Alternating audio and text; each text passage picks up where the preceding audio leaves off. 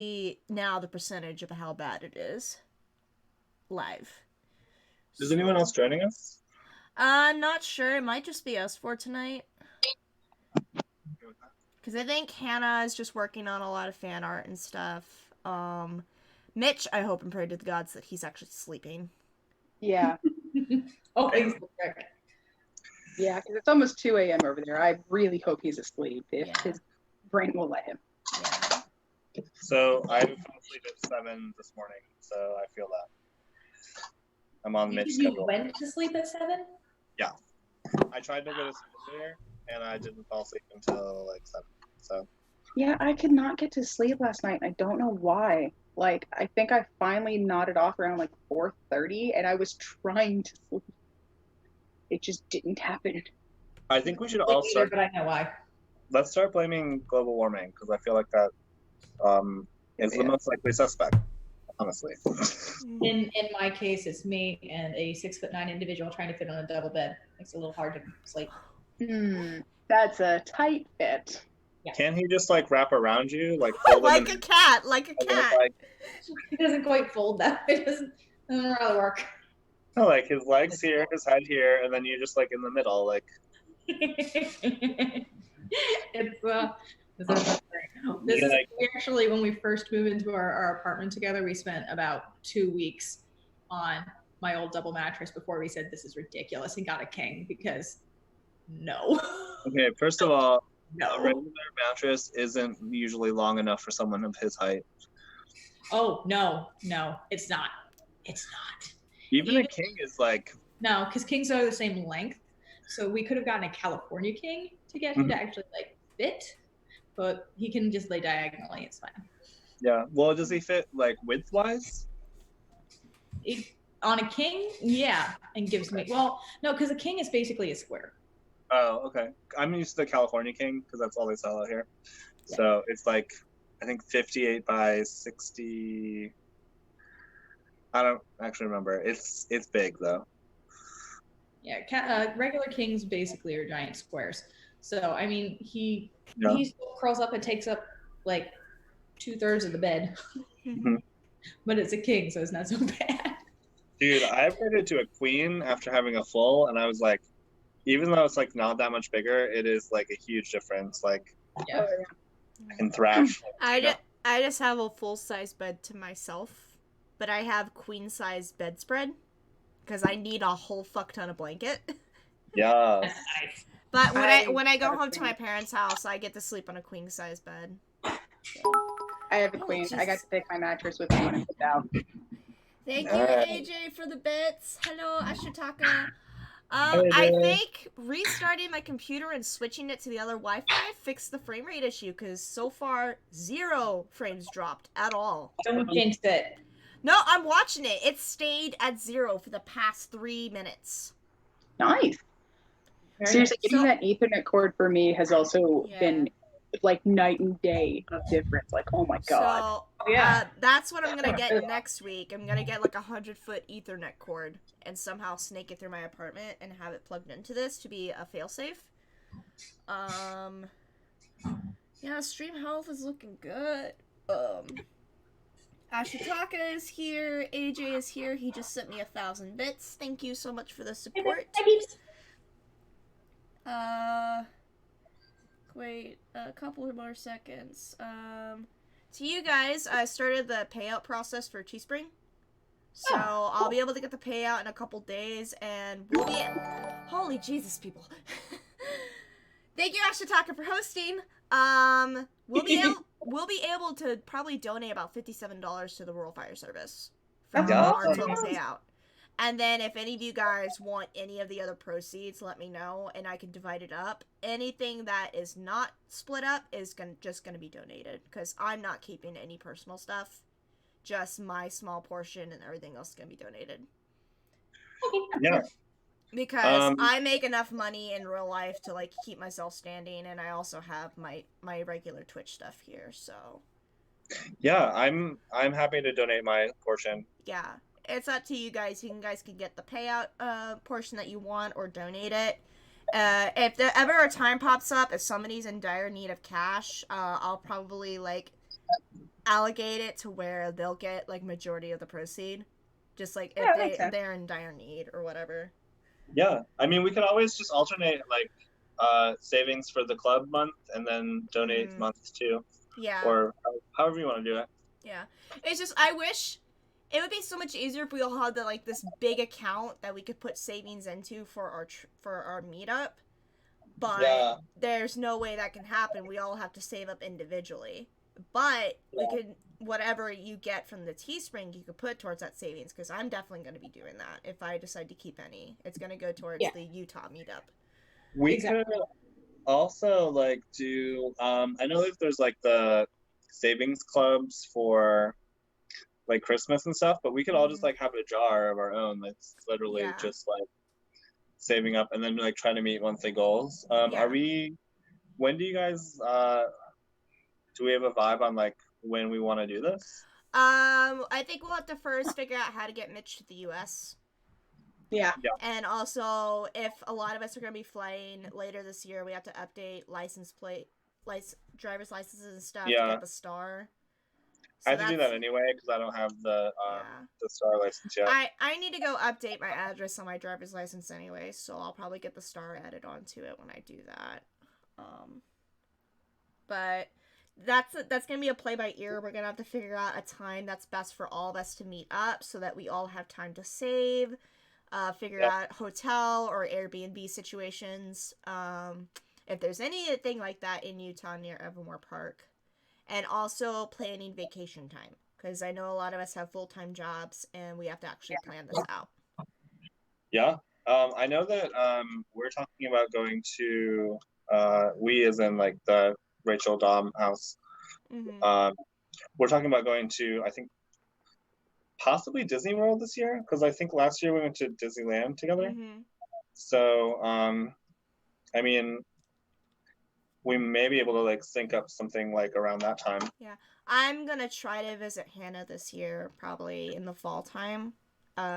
So she and I can do a Disney World trip. And then when my sister gets back from deployment, she and I are gonna be planning another Disney World trip, because that's her graduation present for me, even though I graduated college 2 years ago.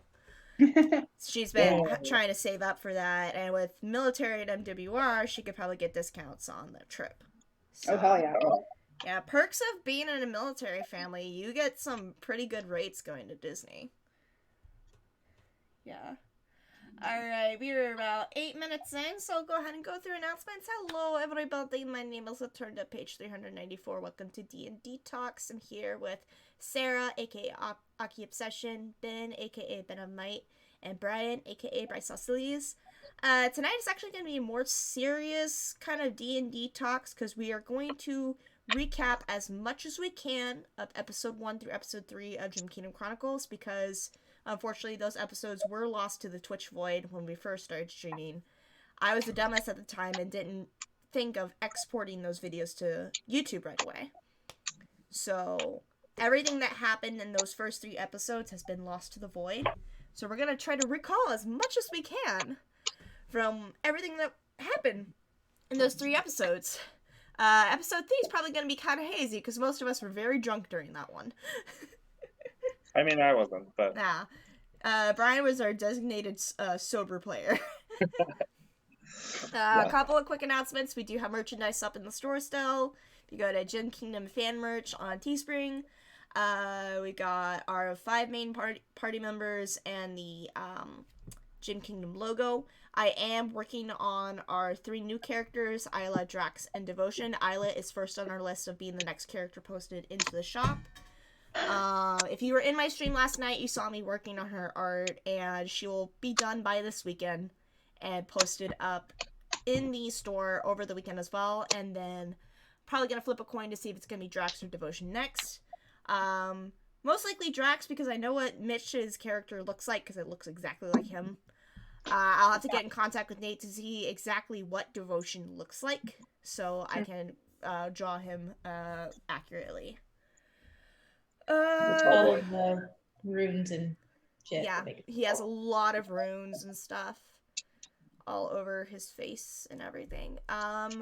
Septimortem will be back to streaming next Tuesday on the 18th. Brian needed a week off because he's recovering from being sick and work. I was a dumbass yesterday and didn't realize that. That's why we had an art stream instead. Tomorrow I will probably just be streaming Red Dead Redemption 2. And then Friday we're going to have a Palentine's stream for all of us who do not have Valentine's Day plans. We're going to be working on crafts and talking Dungeons and Dragons. And then next week, we got Septimortem, and we also have episode 12? Episode 12 of Gem Kingdom next Friday. If you guys watched our recent episode, we have left the City of Emerald, and we're heading to I forgot the name of the forest. It's the really big one near Timber, though. The Verdant Forest. The Inverted Forest to talk with some centaurs. And probably just... I'm not scared of the centaurs at this moment, so it's fine. We don't care about centaurs so much about the lore drop and the possible 2 assassins who are following us. We don't know who they're after, though. Okay, there's at least 3. There's at least 3 assassins after us. We know one of them is after Darren. But thank you, Dom, for the host. Alright. So we know there's at least 3 assailants after us. I mean, my misery, it's fine. I did this to myself, it's fine. We got ourselves into misery. Let's take it from the top. We got ourselves into this. We have to dig our way out. Speak for yourselves.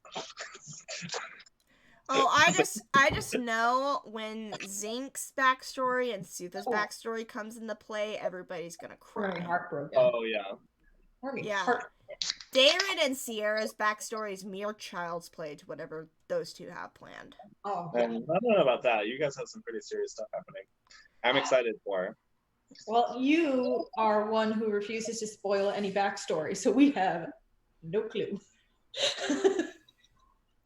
I am honestly believing that Flortma is actually Anubis in the Mortal Shell.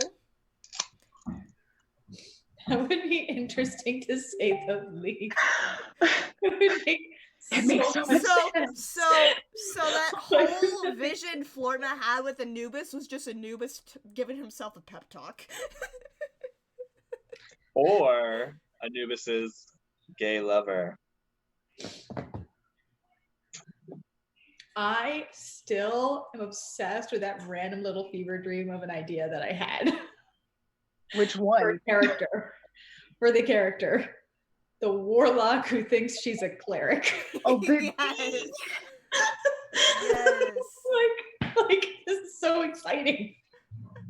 Well, once we get through the recap, we can talk about that. Yes. All right. I don't have any other announcements. I do have one more. Buy stuff from Sarah's Society 6 store, please. You get cool shit like this. It holds my dice for Sierra. Buy this shit. It's beautiful. I love it. Thank you. This houses my dice. It's beautiful. Well, some of them. Well, strictly all of Sierra's dice. Fair. This houses. So, yeah. So what you're saying is buy a box for each character. Oh.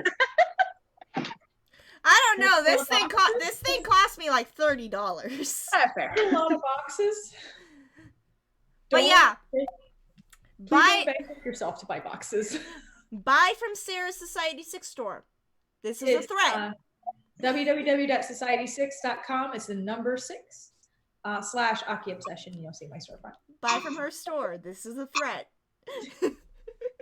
Sarah, do you have it linked in your Instagram bio or no? It's linked to my TikTok. I think it's linked to my Instagram. I'm not sure. I can check. Yeah, you can go into your Instagram bio and like link it as your website. Yeah. AJ brings up a good point. I might have to buy another box for me to turn into a dice jail. What you need to do is take a picture of a wrought iron gate, so that'll be the picture on top. So it looks like a fucking jail. Before you do that, wait. I'm planning on going out to Longwood soon So I'll make sure I take some structural photos as well. Mm-hmm. Oh. And I'll post some of those, and then I'll let you know. Yeah. Fun. Give myself By a the way, scale. people, if you have ideas for photos that you're interested in, tell me, and I can also do them that way. Just when I eventually do my Sierra photo shoot with you, there's just my face on a cutting board. I'd buy it so I could just stab myself in the face. I'm looking at the perfect location through a very dark window right now because it is pitch black outside, but it's fine. Because it's in the middle of nowhere. There's no such I thing as have so many vacations I'm trying to plan right now, I promise. So kidding. Any other announcements we've got before we try to dive into this lore? No, I don't think so. Okay. Brian disappeared, so... Oh, Brian, you got any announcements? Just that I love you guys. I love you too. Yee. Alright, without any further ado, let's try to recap how the fuck this game started. Yeah. In the beginning, there was nothing. Now it is on my Yeah. Instagram. Yay! Perfect. It's now on my personal Instagram. It was already on my professional one. Alright. Oh, yeah, fair. Okay. So, first episode, I have fairly good notes, which is great. The other two, I don't have as good, but I feel like we can fairly easily recreate the basis of it. Like I said, I'll need y'all's input for 3, but we've got a solid standing. And it also helps that the first few weren't nearly as long as they've become lately. Alright, just a little insight. Our first 3 episodes were wacky because we were still trying to figure our characters out. Our characters had no, like depth to them yet. Not yet. And now they have so much, and I'm so proud of them. I'm so proud. My baby. So yeah. So in episode 1, we opened up in the town of Agate, which is the furthest west town in Gem Kingdom. It's, tiny, small, it had just started up, whole thing. They started up in the Rainbow Waves Inn. They did not all come there together because they weren't yet a party. This was, the whole meet and see what happens episode, basically. So there were several people in the bar. It was near like the end of the week, including Zinc and Sutha were there. The other party members had also sort of emerged. So we had Krara, who was there meeting a contact for some information on the Queen's Eye, a gnome by the name of Badger. Yeah, Eldon Badger Baron. Yeah. Oh no, just a few of his many, many names because no. That's how they do. That's how we do. That's what us rockhounds do. That's actually the correct term for Sierra. She's a rockhound. Oh. Yeah. That's for somebody who specializes in finding gemstones, is a rockhound. So yeah, we also had Deeren, of course, was there. And Flortma's character was also there. The place was kind of, as I mentioned, the place is kind of on the edge of the kingdom, so everybody had various reasons for being there. For Sutha, this is one of the actual like towns near the sort of plains area where her tribe is from. So it was one of the easier ones to get to, and it wasn't so overpopulated that she'd feel like overwhelmed by being around a ton of people suddenly. So a good place to start. Deeren was, just looking for a remote place to avoid people and not talk to anybody and not be questioned about that. Deeren's been moving from town to town for a while now. Yeah. A few months at this point, at least. Yep. And now that you guys all had the lore dump, you can know this. Just constantly on the move.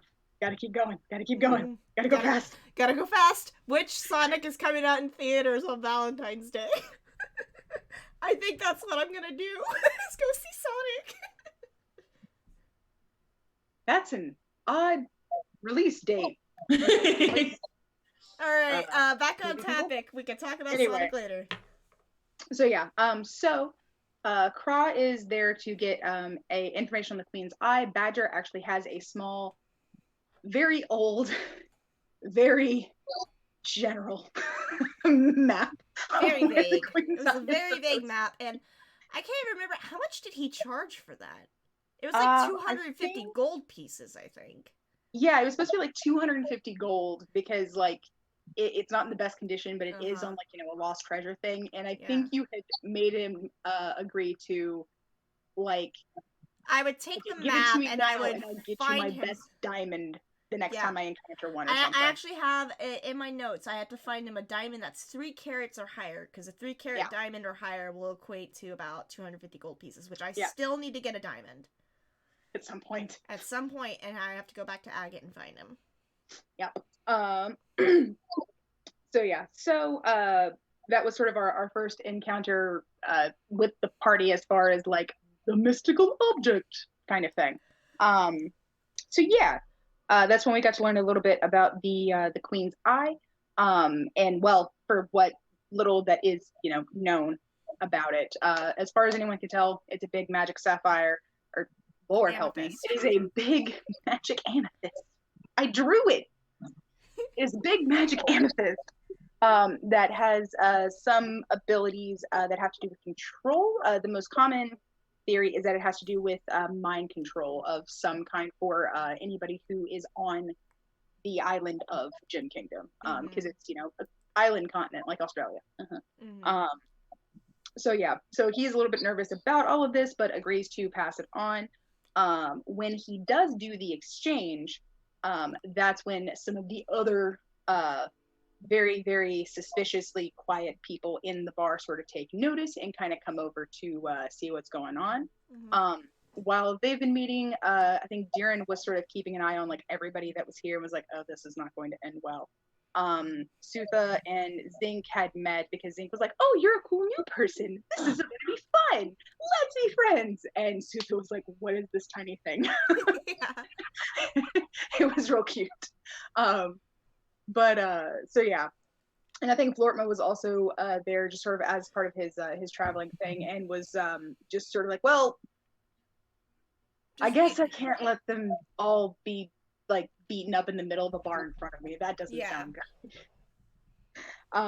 But the people that came over to get it, to demand the map, not so much ask, just demand for the map. It was several like acolytes and a priest, as far as you guys could tell. They had a specific holy symbol that, for the life of me, I thought I had it written down in here, but I did not.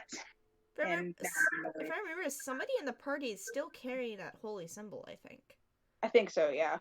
I want to say it's either Darren or Flortma that's holding it. It might be Flortma No, because it's me. oh, it is okay. Darren, but Darren took that in the letter. I'm pretty sure it was. Gosh, I think it was a black eye overlaid with a gold key and with a encased in like a black circle all around it, but I cannot find it in my notes. I'm assuming Sarah's got it written down, but she doesn't have her notebook with her right yet. Yeah. Sorry, guys, I'm in a different state. Oh, It's yeah, okay. it happened. But yeah, we have it written down somewhere. I just don't have it right now. Yeah. It's But definitely written in my Weird notes. symbol. It was something that was not recognized by anybody in the group who would have any kind of, familiarity with holy symbols. So it doesn't look like it belongs to any specific god, which is odd because it did give them some abilities. Like they did have like some spellcasty bullshit with it. So, but yeah. So they beat up the guys, did not kill them specifically, did not kill them. You don't really want to do that as the level 1 adventure in the middle of a bar. I think I roughed one up pretty badly, though. Yeah, you guys, I think, knocked them all out, like hit them with like non-lethal damage so that they just got knocked out. Uh-huh. And Well, you were Darren going to did take promise- them Darren promised the barkeep that he would he's like, do you want someone to take care of this? And like was trying to get them outside, but scrawny boy can't move anyone. Scrawny boy kept flopping all of his attack rolls. Scrawny boy. But Bexy. yeah, so you guys were going to drag them down to the marshal's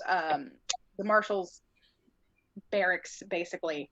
so that they could be arrested, for lack of a better word. And so you guys were just tracking them down the street. But while you were doing that, I think there was like this weird sound and like a sensation in the air of everything going really, really still, and really tense and heavy. Oh, hi, Mitch. Hello. What's up? It's fucking cold. That's what it is. Do you not have heat? I do. I've only just turned it on. So I'm just waiting for everything to warm up. Gotcha. Wow. We are recapping the first few Snow episodes. today. What? Okay, so today in Scotland, bear in mind, it snowed, it hailed, there was a little bit of sleet as well. Then it was sunny. Mother Nature was literally on the dopest crack she could ever have right now.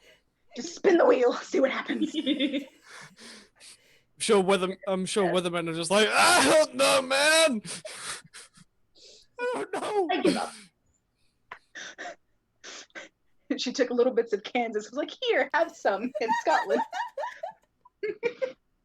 Yeah, well, fuck you. Oh God. Well, okay, so I went out to do a bit of shopping when it was like relatively sunny, and literally not 5 minutes out the door, hail about that big. Luckily, I was wearing a hat, and because it was still relatively chilly, and I was like, I don't trust any of this, so I'm going to prepare myself. Fair. It's very fair. God, God. what was I doing? Oh, yeah. So recapping episode 1. Basically, I guess smaller, tiny recap for you. Everybody was in a bar, far edge of the kingdom, in a town. Roughed up some guys that were being dicks and demanding things, and they had a weird holy symbol, and then tried to drag them to the local city marshal's office to be arrested. On the way there, what? They started melting. They did. Yes, Brian? I have an interjection. Yeah. You forgot to mention the super awesome moves that Zinc was using in the bar. Like, oh yeah, we got to blinking experience around, wild magic for the first time. casting grease on himself, slipping and falling, Teleporting from place to place in the bar. getting super mad, becoming BFFs with Sutha. Sliding under tables because of the grease spell. So the introduction to Zinc, I think, was probably perfect. Like, it was just like a hot mess central, but he was also helpful, kind of. I think he did take out like 1 or 2 guys. I think so. And this is all like day 1 on his trek to find his sister after she disappeared, after his house was ransacked, and like I think a week after his like father died. So he was like just gonna dive into this adventure, hands over feet. Such a bean. okay. Feet overhead. But yeah, bodies were dissolving for show. Oh, show. But yeah, so they started dissolving first the unconscious ones, and then the like leader guy of them. You guys managed to rouse back to consciousness, and we're trying to get some kind of information of him. And like your guys are fucking melting. What is happening? Why is this happening? What is happening? And he gave not a single flying fuck. Gave some strangely zealous like kind of thing about like, I can't, when she comes for you, it's going to be the sweetest like sensation, and then like let himself be melted. Like knew it was coming and let himself be melted. Foreshadowing. But yeah, there wasn't much left of them for you guys to search. But we just left them in the middle of the street. I mean, there wasn't much of them left. We just left the ooze in the middle of the street and went back to the bar. We're like, well, we're like taken care of. And I think that's when Zink's second like wild magic began to kick in. Yeah, that's I think when the teleportation happened. Yeah. Yeah. Super rad. So yeah, you guys talked to the tavern keeper and his wife. Malchus, Brewbottle, and Thinra. Yeah. So you guys talked to them and were like, hey, so by the way, those guys died. Did you take them to the marshals? Kind of. That's that. They're not going to be a problem anymore. On the good side, they're not gonna hurt anyone anymore. On the downside, they kind of just Wicked Witch of the West melted. They're like, you know what? I don't want to know. Have a drink. Basically, like, you know what? I'm good. I don't want any details. You guys get some beer. Yeah, you guys beer and rooms tried for to the night. see, and you guys tried to see if they had any kind of information, like if they'd heard anything from these guys or seen anything. And I believe that because of that, you guys came back and talked to Badger a little bit more because he was still there. And Badger was like, thing from the doorway. "Oh, well, there was like one other person who kept sending me letters who wanted to buy the map, but I, had already kind of made the deal with Tra, so I told her, I wasn't able to." And it's like, "Well, how'd you know it was her?" It's like, "Well, because I have the letter. You see, there's black lipstick." It smelled perfumed? I think there was like a faint perfume sent to the lipstick. I don't remember if the paper itself was perfumed. Yeah. I wrote it down. And That would be first. Kra being the makeup enthusiast that she is, because what you guys saw when you walked in was, at the time, she had bright neon makeup on. Like, how is this girl a fucking ranger? She stands out like a sore thumb, but she, immediately inspects that lipstick. She's like, yeah, no, main brand makes this. This is, homebrewed shit. But very expensive and very gaudy. And I bet everybody's thinking, look who's talking. Gaudy, you say. She's mellowed out. She's mellowed out over the days. She has, and she's delightful. She at least knows how to blend the neck. That's what she knows how to do. I don't know. As far as Drax is concerned, she's still a little shit. Oh, you. God, what is that one audio about? Can you two behave while I'm gone? Yes, we're not children. Fuck you. Yes, you shouldn't. That's from Castlevania. Yes. We'll find us a covered wagon and horses if you two can manage not to kill each other while I'm gone. Oh, please, we're not children. You shouldn't die. Yes, fuck you. Yes, fuck you. And then they laugh afterwards. I feel that so many people are in the party right now. Yeah. I feel like I should do that audio and have it Sierra's gonna go find the wagon and then it's Drax and Darren. Yeah, I don't want to derail this too much, but I'm waiting until the moment that Drax corners Darren. What are your intentions with my little sister? Especially because Darren might be a small bean, but he's an assassin. An assassin? And Drax doesn't know that? Well, Drax is a surprisingly perceptive motherfucker, for one. Not your godlike perception, that's for damn sure. But it's definitely a case of, okay, sleek clothing, daggers. Okay. Nope, he keeps everything very, very, very subtle. He looks like a count. Yeah, Sierra, I think, is the only one who basically knows where he keeps his weapons hidden. She at least knows where one is hidden.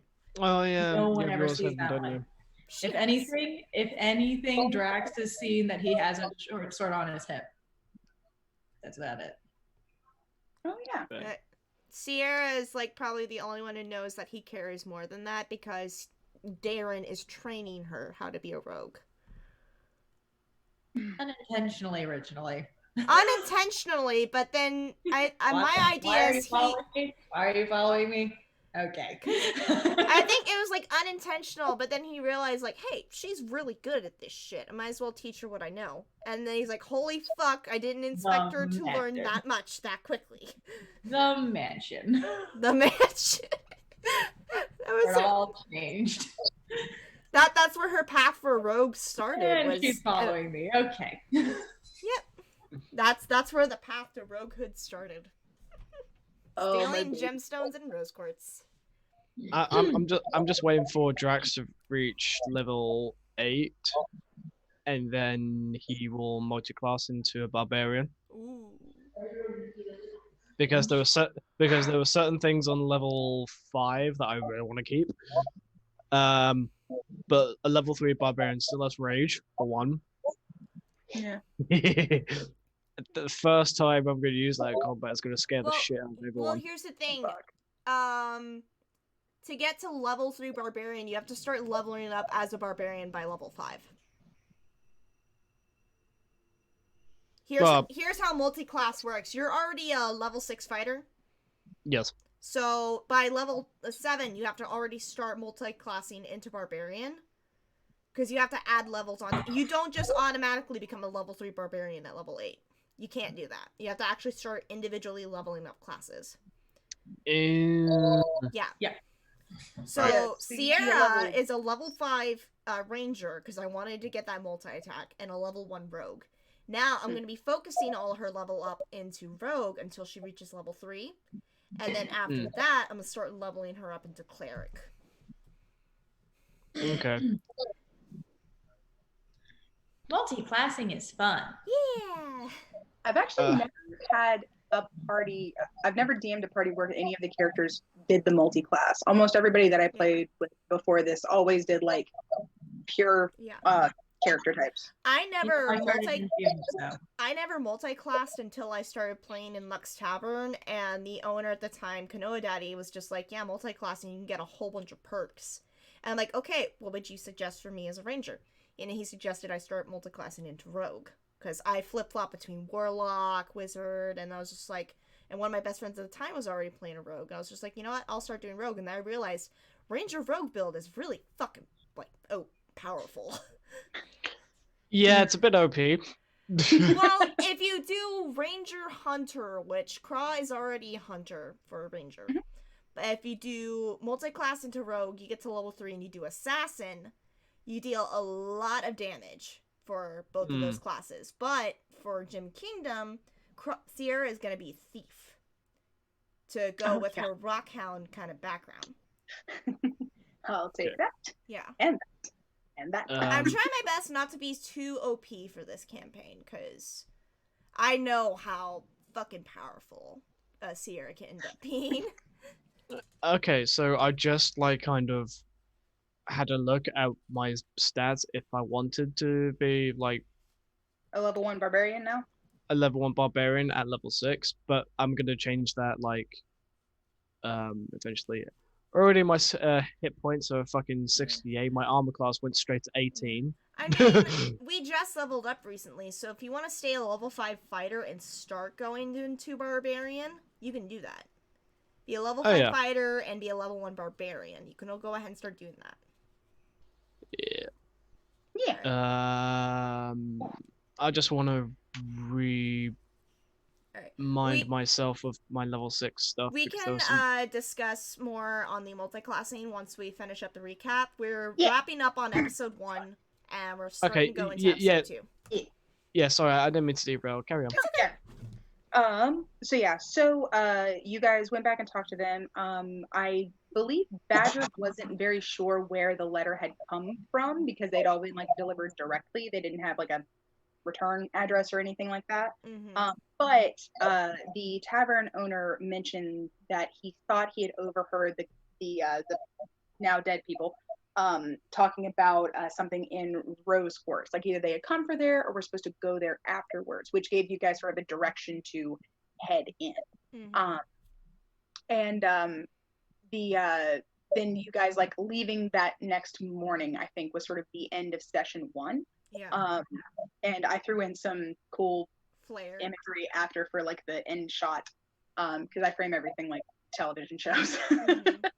But the end frame I had was the big bad, sort of like kind of like Same Bad Legend of Seven Steeds, like Eris style. Like we had a back shot of her where you can't really see much of like her as a person, just sort of her silhouette looking into some kind of round crystal object and like tapping a very, very, very black nail against the thing and kind of like chuckling. And that was like how it ended. You know, the classic evil chuckle. So yeah, session 2 then started with you guys on the way to Rose Quartz. And that was when you guys first started seeing the weird ass like remains of the necrotic patches and like what it was doing to the landscape. Is that where we saw Gary? Yeah, this is when you guys found Gary. We got Gary. So yeah, and this is when you first started noticing that all of the necrotic patches seemed to be centered on like some kind of living thing, whether it was what you think may have been like a bug or a mouse or some kind of insect or what have you, or a plant. Like whatever was in there, it, you know, circled out around it and destroyed whatever it was with the necrotic energy. And then there was nothing but like mush or maybe like some hard bits of like bark left if it was like a small tree. But they were still pretty small at this point. I think the biggest one that you'd found was like maybe 2-3 feet in diameter. When you found Gary, I didn't expect you guys to keep him either. I'm sorry. So yeah, so you guys found Gary, who was like a gecko that like it looked like his tail had gotten caught, but he himself was like fine besides that. Oh my god. And he you speak with Animal to be like, what the fuck happened to you, dude? Like what's going on?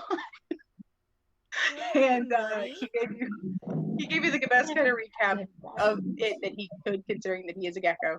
But then you just decided to keep him and gave him a name, and he was fine with that. Collect all the things. God, Lord help me. Everybody in this party is gonna have an animal at some point. I'm just like, why? Why do you all? Why did I let you? Look. I mean, I'm basically already Darren's pet, so he just doesn't know it yet. She doesn't know it yet either. Oh boy. But yeah. So as you guys are getting a bit closer to Rose Quartz, there was what sounded like some fucking oh no, it wasn't the explosion yet. No, I think we had gotten into town. Yeah. That's what it was. Getting okay. associated. I think that's when we met the mayoral prospector. And we met the mayoral prospector with a giant explosion because he was setting off fireworks in this middle of a plaza. Yeah. Yes. That's what it was. That's what the giant explosion was. And we met him, got to chatting. We're just like, that was weird. We got basically the backstory of Rose Quartz. It's basically like everything's pink, everything's pretty. They sell love potions, which is just like overpriced like cherry soda. And then that's when the horror movie started. Yeah. So that's when like the biggest necrotic patch that y'all had seen to that point, I think I said like 15 feet in diameter, give or take, just erupted in the children's playground, where a child was playing on the monkey bars, and this thing was how it popped up in the ground, started spreading out. There was a skill challenge to try to get the child out unharmed. Dice hated everybody. I remember that. The dice hated everybody, and we did not succeed. So almost died. So the child did get injured, but did not die and was not like permanently like scarred or injured, but did get injured. Hey, you summoned me. I have been summoned. I heard you guys say Isla. I went. We'll probably actually get into character backstory afterwards so that people get an idea of who our characters are. We're just finishing up with the recaps. We're right now on episode 2. Especially because after that fanfic that I read, I must know more. What the fuck are you not telling us? What which, fanfic? which I'll get those uploaded That you tonight. wrote about I Love Running. Which I'll get. Oh! I'll get Isla's basically Isla's Run Boy Run fanfic uploaded tonight after the stream. Right. So necrotic yeah. blight appears in a children's playground. It turns into a horror movie. We all failed like the skills rolls, and Like, the child literally, I think it was, like, almost 4 fails or something. dies. Yeah. We But you almost get her out. let an actual We child got her out. die. We got her completely healed, but she still maintained the scars from hitting the necrotic patch. Yeah. Which actually makes me think: does Darren still have the scars? They caught her. I forgot that. Did he No, get because those? I think it had damaged your green. Forearm? Wrist guard. Oh, That- the gauntlets. The gauntlets Yes. that he was wearing. That one. Yeah, but it did. He was popped. I took damage. Okay. I don't know if we kept this. We never talked about it after. Yeah. Zink Yeah, also true. took damage as he tried to do Yeah, the skill because challenge He might instead of then. using levitate. Yeah, he might then have some additional little like like necrotic scarring on his arm. little. he's like, very hot used to scars. necrotic scarring. It's He's got fine. it on his face. Just another one to add to the menagerie on here. It's like another prison tat that he just got. Necrosis is not fun, kids. He's Curse. secretly Victor Zaz. He's just. Why would it ever be fun? Wondrous! Fun. Deal! Not for you Oh, right God. here. Okay, we saved yeah. the child. Did. And then the mayoral prospector told you guys that you could probably stay in his place that evening. That there was some stuff that they would have to kind of figure out with regards to this and try to get something together to send to the queen maybe. He hadn't seen those in town yet, so he hadn't thought that it was that big of a deal. Like maybe it was just one of those weird magic things that sometimes happens in the world. Haha, like who knows? But now since it happened in town, he has to try and figure out what to do about it. And that's when you guys first met, like the butler, and kind of saw like the all of the various and sundry gems that were in that guy's study. And the butler's like staring Craw down so she wouldn't steal anything. Yeah. Didn't we also go visit the lumberjack or the Yeah. It was the child somebody... parents, right? The The child farm we parent. Yes, After we yeah. met with the mayoral prospector of Rose Quartz, he suggested that in order to figure out more about these necrotic spots that he had heard of from a small child that was a farmer's kid out on the outside of town. So Yeah. what The we ended Miller's up doing, kid, yes. oh, the Yeah, Miller's yeah, kid, sorry, that's what yes. it was. So yeah. So you guys went to go talk to the Miller's kid, or just like anybody in the Miller's family who would talk to you. You met have their names. Kier and Ilium. I remember those Kier because and I Ilium. stole the names from Yeah. books I like. But you guys met Kier and Ilium, a really wonderful gay couple that had adopted several children. All very, very sweet and adorably like ragamuffin-y in a good way. You would use that word. You would use that word. So the kids told you like what they had seen and that they had brought back the stick that had gotten damaged like that, and that it was really weird. The family looked like they were getting ready to like move from the town because of like what had happened and like what they'd seen so far.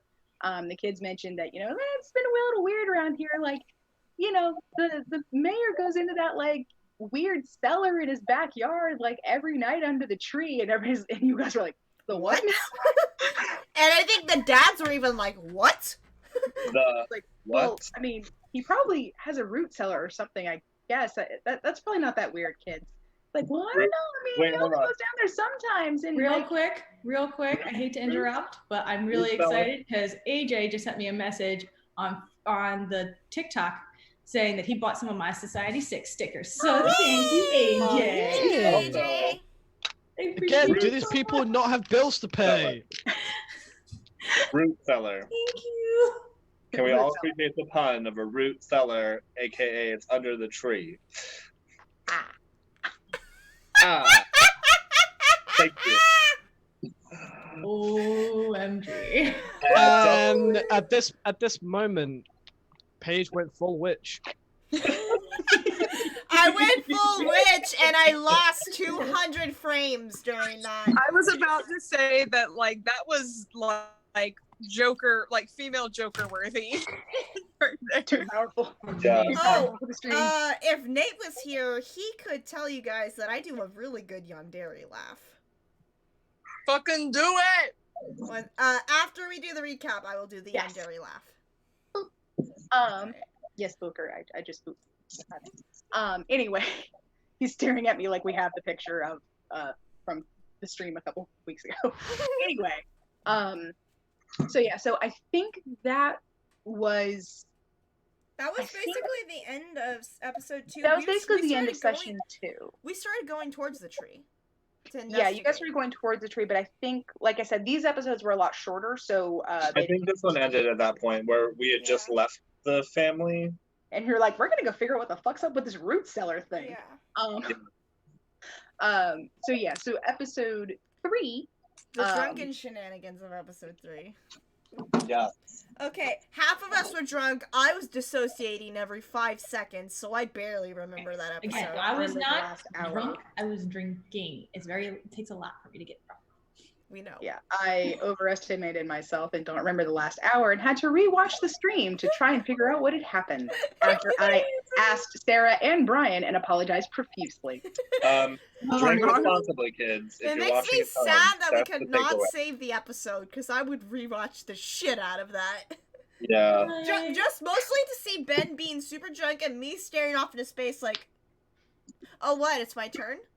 That's how it All I was. remember is that we leveled up. Yeah, Wait. that was the night we leveled up to level 4. Yeah, hold on. So, We had actually leveled up though. Yeah. Can I show you? That was 'Cause- our first combat session too. Yeah, we famously got quite a while between Our combats. first combat Okay. session, we had, I think we leveled up because we passed a major story arc for that. And Yeah. that's when we were about to start heading off to Amethyst Halls, which is where episode 4 starts. Right. So for Yeah, well, we episode had 3 combat in episode 1 because we fought in the bar. Oh yeah, Yeah. I think that was the shortest That time was the between combats. yeah. Yeah. So in episode 3, what happened was you guys waited to see what the mayor was doing. When he went down into the root cellar, he left one of his. He had several like bodyguard dudes that were like always around him. About them. He left one of them on top of the. Sorry, it was one guy was on like at the entrance. 2 guys went down with him, and another guy was like out, kind of circling the house. So you all, I think, either distracted or snuck by the guy guarding the ladder so that you could I get think I used downstairs. dancing lights to distract him. Yeah. Also, earlier that day, Flortma was trying to hide in a sunbeam. I remember that clearly. He rolled a rolled a natural 1 and was trying to just like in the middle hide of the in alley, plain directly sight. under sunbeam, just. I'm hidden. I'm tree. Look at me wiggle. Is that- I'm going to the episode descriptions of the Coming one I in to did meet more people? upload as well. So you guys managed to get down there, and this is where things are getting foggy for me. But you did get down there and saw that the real mayoral prospector was in a cage dug into the dug into the dirt and like made out of like iron, then shoved into said dirt. Didn't have a door. He was just under there, and he looked kind of like very, very bedraggled and very much like malnourished and stuff. And the mayoral prospector that you guys recognize because he looks, healthy and clean, was questioning the one in the cage extremely intensely and like was asking a bunch of various questions that you would imagine that he should know the answer to, like, what do I do when something bad happens in the town that, like, I guess needs to be reported? Who do I send that to? Where does that go? Who do I tell in the town? That kind of stuff. And like, do you know who these people are? They're coming here and we're trying to find you. And it was very weird. You figure out that throughout the fight that you're having with him, that the mayoral prospector that y'all have been talking to is actually a doppelganger, who had been impersonating the mayor and keeping him down here in a cage so that he could continue to question him and make sure that his disguise was as seamless as possible. Damn doppelgangers. Yeah, because that's the thing, is that doppelgangers like exactly imitate you, but they do have to like interact with you a bit to get all of your mannerisms down like perfectly. And also they don't have your memory, so they have to keep kind of, so a lot of them will keep their actual person like captive so that they can keep getting information as needed until they're like solid. Yeah. But yeah, so that's when the fight happened. Between y'all and the doppelganger and the two guards that were down there. Y'all won. Yeah. You did not kill the doppelganger and did not kill the guards. You I think knocked them out. if I remember, I think we knocked them all out and locked them all up, and I think that's where the episode ended. Yeah. We did kill one. We killed one guard. Yeah. Because I'm looking and then I stole a scimitar. Yeah. And then I stole everyone else's weapons. Yeah. Yeah, because afterwards, I'm looking at the descriptions I did for episodes 4 through 6. Episode 4 was surprisingly 3 hours long. There was post knocking out the doppelganger and I think freeing the mayor. Yeah. We questioned him. When you got the info dump from the doppelganger about what he was there for. It was mostly interrogating the doppelganger the whole day and figuring out that he had the sending stone. Mm-hmm. And I think that's when we sent him on his way. And I think that was also the episode of the gem stealing. Yeah. Yeah. Yep. Then episode 5 was a shitstorm because I had a crisis happen that day, so it was only 2 hours. But that was when the morning after, after the gem stealing and everything, we figured out how to use the sending stone and got a message from the big bad. That's where we came up with the code word Chartreuse. Yeah. We also decided, you know what, we're going to keep tabs on Rose Quartz, so we bought another set of sending stones and gave one to the mayor. Mm-hmm. And a password. And a password. And then we were on our way to Amethyst Halls, and that's where episode 6 starts, and then we meet the queen. Yep. Episode 6 is an entire day at Amethyst Halls. Episode 7 starts with us leaving Amethyst Halls onto the boat, and that's where Yao Ming dies. Then episode 7 was the investigation of Yao Ming's death and Shava and Neria's deaths. 8, arriving into Emerald and dealing with Shava and Neria's deaths. Yeah, and reporting that. Hot tub scene. Episode 9 was shopping day. Mostly just a shopping day, I think. Shopping day, some background stuff. And surprise assassin. Oh yeah, that's when. Was it? No, that was 10. Hold on. I'm gonna go through the 9 is when we saw the assassin. 10 is when. I'm catching up real quick. 10 was 11. Episode 6, we arrive in Amethyst Halls and meet the queen. Episode 7, gang leaves Amethyst Halls, taking a boat ride up to Emerald, and we need 3 new faces. Zinc is adorable, as always. Sutha experiences her first hangover. Flortma is a tired elf dad of an unruly brunch. Krar consumes some donuts and struggles to hire a crush on the rogue. And Darren is about to be in a world of hell. That's exactly the description.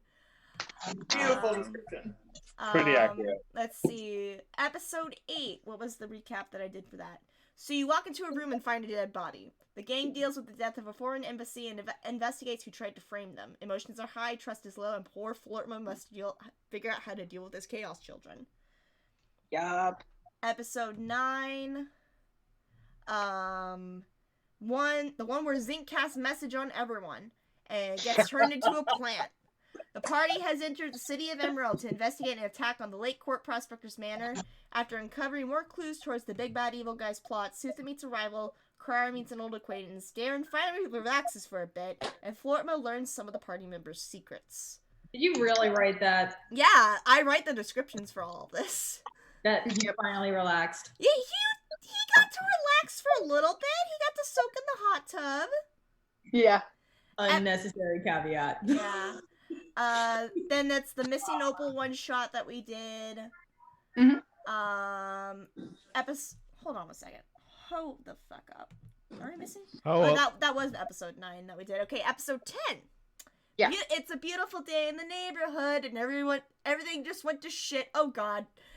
Asked to stay in Emerald until word from Queen Adamina reaches the mayoral prospector. The party splits up for a day of shopping, which ultimately ends in Sutha by herself, Zinc almost selling Neria's deadly plant clippings to a shady merchant, Flortma keeping a secret of Krara's true past, and Darren being haunted by an old face. Be prepared for some feels. Yup. And then there was the other one shot. the other one shot, Road to Emerald. And then finally, episode 11. What was the...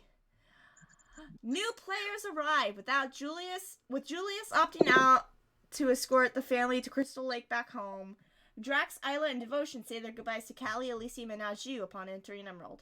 Meanwhile, Darren and Krara must learn to start trusting each other as the assassin Rayla gives a cryptic warning. The past is brought up, reunions are had, and Zinc and Sutha wonder about Devotion's parentage.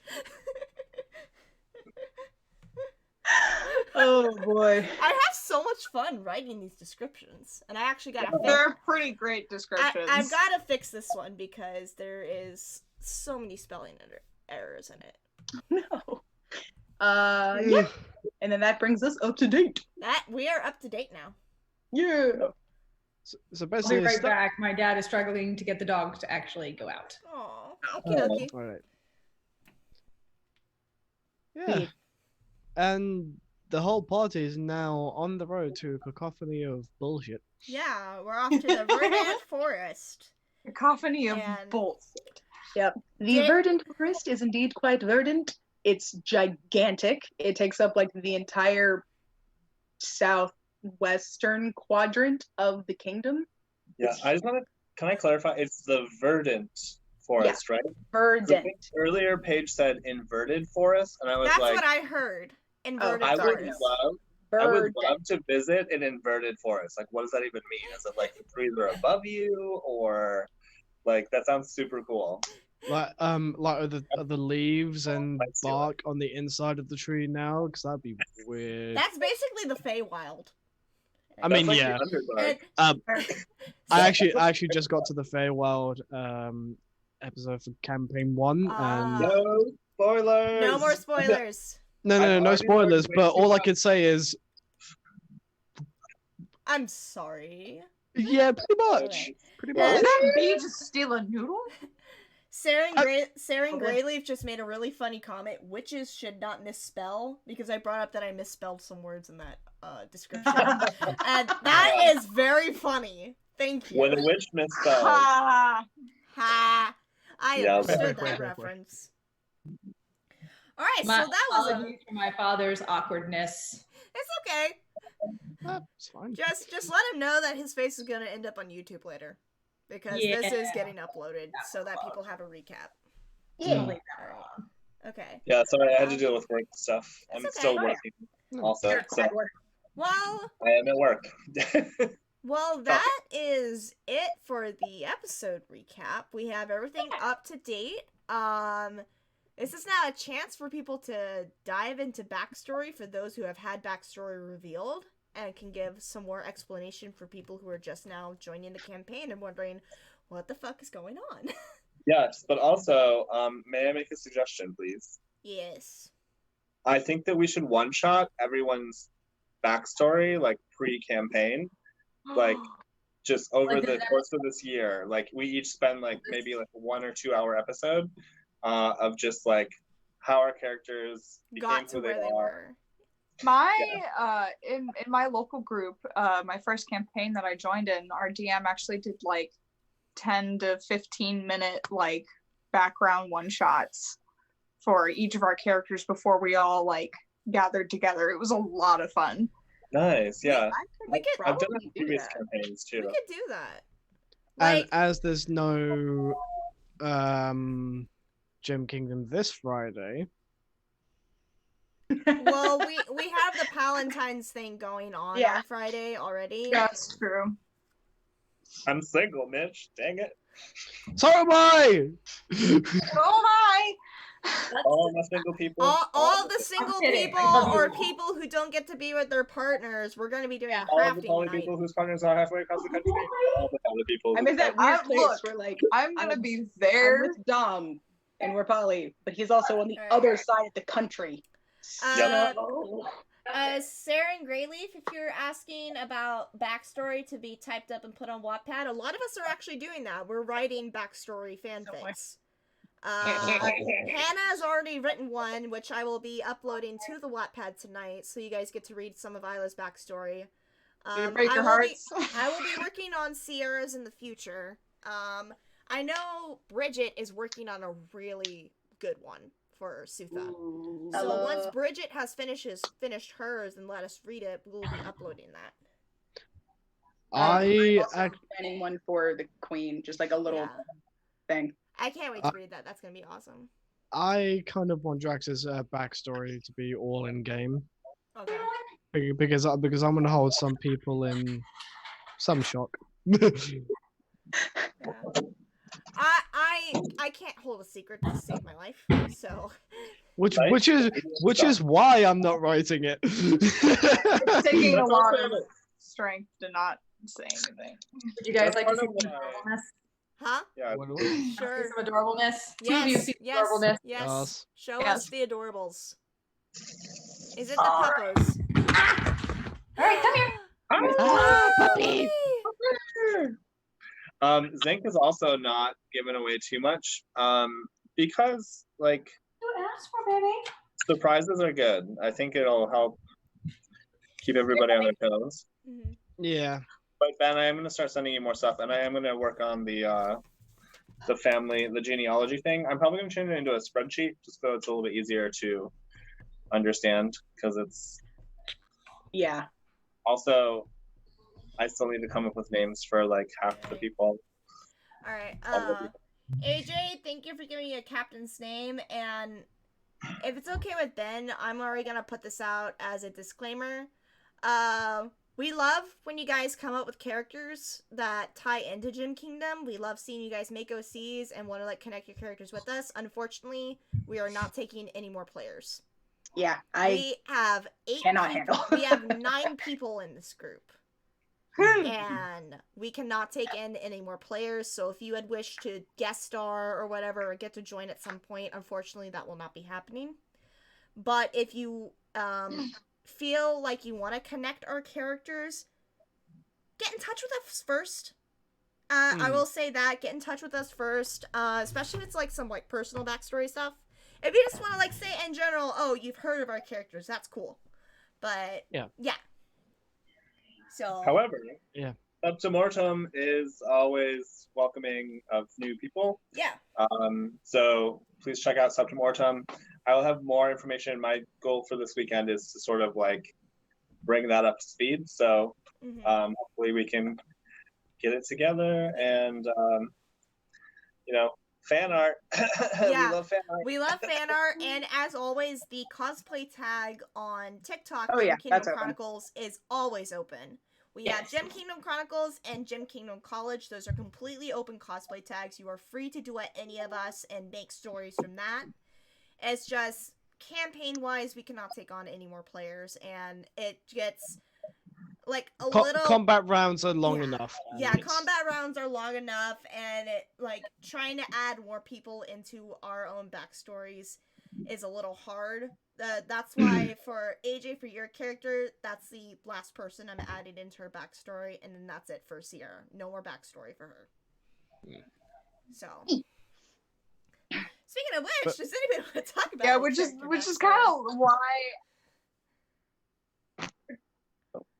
is kind of why it like surprised me so hard when you guys were like, "Hey, you want a guest star?" I was like, yeah, Yeah. I mean, what do you mean? I mean, I think it was at the time we had planned for just guest starring because there was 6 of us But then- already playing. But then when we did the one shot, I was just like, I want to be around these people more often. What's the matter? And I think we just all collectively agreed, you know what? We can do this with 9 people. Ben, I am so sorry that we thrusted this power upon you, this responsibility. But I'm used to if thrusting. you think about it, Matthew Mercer deals with 8 to 9 players weekly. If Matthew Mercer True. can do it, you can do it. Okay, stop comparing me to God. I mean, how can I not compare you to God when your name clearly says DM deity? That's true. It does say You brought this upon yourself. You brought this upon yourself, child, who is But- older than me. yeah, I mean, like, don't get me wrong. Like, the stuff that Matthew Mercer does for Critical Role is insane, and I actually just wonder, like, how does he have any free time to do? it? I think Marisha makes sure that he doesn't hide in his man cave for too long. That woman is practically saving him, Yeah. and they are so good Air out together. at least once a week. Yeah. They're so cute. It's funny. She tweeted about when he was working on the Guide to Wildmount. She jokingly was just like, was happy to be there and do coffee runs for you They're while you saying had to hi. lock yourself in your office. Mm. Hello. But hello. Yeah. Much love for Matthew Mercer. Like, I'm Yeah. practically halfway through campaign 1, and I'm just like, I want him to be my DM just once. Just Yeah. once. I think that's like every player's dream is to be on Critical Role, or just to have Matthew Mercer DM something for them.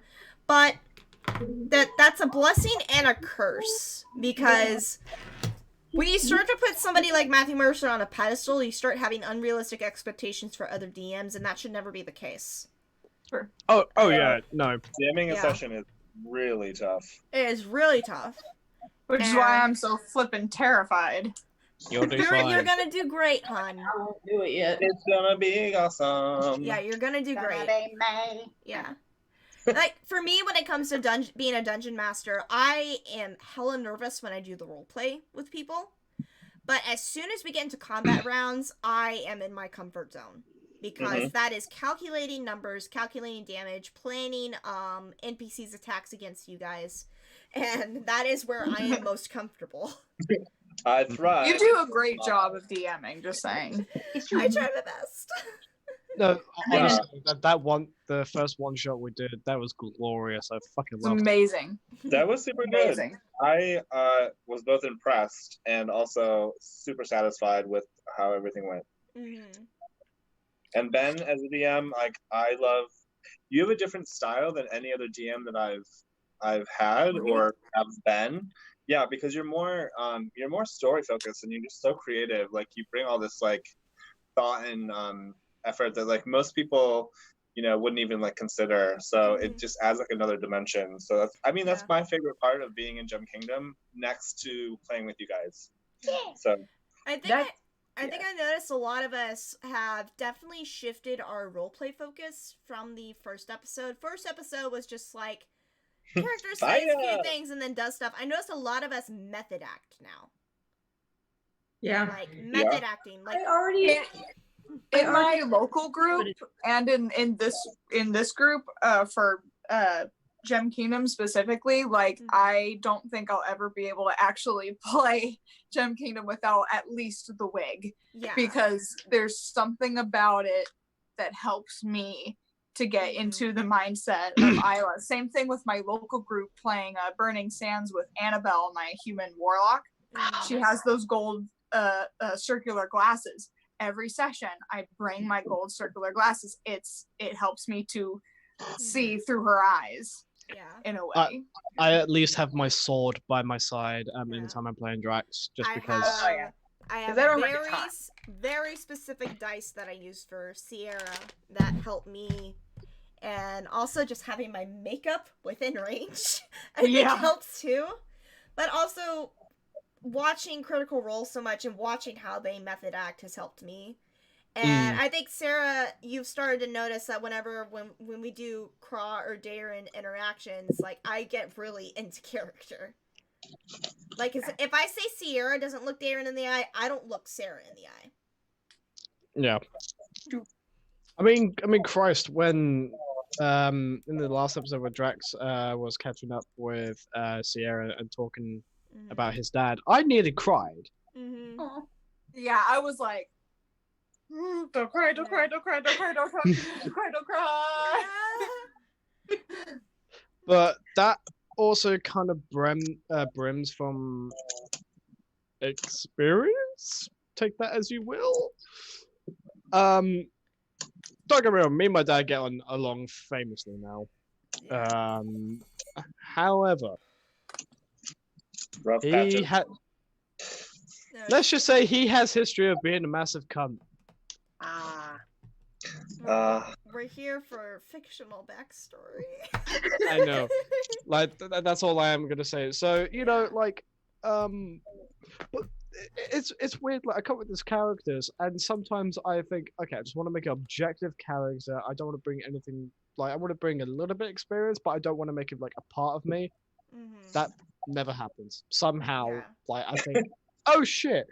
I think it's easier to create a character based on like the dimensions and depths of your own like Self. your Oh, id, yeah. I guess. Mm-hmm. But also, Mitch, I feel you, and hugs, buddy. Yeah. I'm right there with you. I noticed a trend with a lot of my characters. I always make somebody who's considered like in neurotypical the social outcast, because that's what I've always been. I've always been like in like a room full of a bunch of like people wearing gray shirts. I'm wearing the brightly colored one. I stand out. So I make a lot of my characters to be that way. Would you say that you're the rainbow sheep? Maybe. Great. Yeah, More like really a rainbow funny. squirrel. Okay. It's funny because a lot of the characters that I've made, like just like over the years and stuff like that, have like either parents that have died or parents that are really shitty. And in real life, I have like the best parents in the world, and I love them to death, and they love me, and like it's fantastic. I've never ever really struggled in a relationship with my parents, so it's funny how I'm like, I look at my characters, I'm like, oh, you're so cute. Yeah. Pain. How'd you make a D&D character? Angst. Like you throw in angst with a little bit of relatability. Yeah. And self-deprecating, Deprecating humor. humor and occasional nymphomaniac. Pain. Because like how I started making characters was that I would take aspects of myself and create them into characters. So like I came up with this superhero character named Flair, and she was the determined and like heroic side of me, my Gryffindor side, so to speak. And Isla, for example, is my like sub/little side. It's the being that does not want to hurt anybody, that just wants peace, that cares immensely about everybody, and it hurts sometimes. So definitely like the huge empath. Yes. Oh my god. Look, there's a thing called like the Strengths Finder test, and it like helps you find out your top 5 strengths, and some jobs like have you take the test to see. My number 1 strength is empathy. I feel everything. And it gets tiring sometimes. Very much so. I know that feeling all too well. I'm usually the person that people vent to, and I'm just like, don't get me wrong, I want to help, but sometimes I'm really not in the mood for that bullshit. Same. Sometimes I That's need why that it's always good to sometimes. check. Like, hey, I need to discuss some things. Do you have the capacity to receive things? No? Okay, Yeah. cool. Thank you, Annie. Thanks for letting me know. I've tried putting that message out, and some people just still don't see it. And that's why I really don't like responding to people who start to vent to me. And why I try not to vent to a lot of people anymore. I try not to vent to people because Like, you guys have seen my rants and stuff that I go on. Oh, yeah. Yeah. yeah. I'm always available for venting. I have you on fucking speed dial. Better put me on fucking speed dial, kid. I grew up being and my parents warning me, they're like, look, you're pretty and you're talented and you have skills, and other insecure people, if they see you complaining, are going to use that as ammo against you, you know, and stuff like that. And I'm like, it's true. So I've always tried to like not like complain or vent, but sometimes I have a hard time differentiating between, okay, am I complaining or am I venting? What's happening here? Yeah. I understand Yeah. that. I had an incident back in college where gladly I never talked to this bitch ever again. She caused so much drama in the Discord group that I was in. We had a fire drill at my sorority at like 4 in the fucking morning.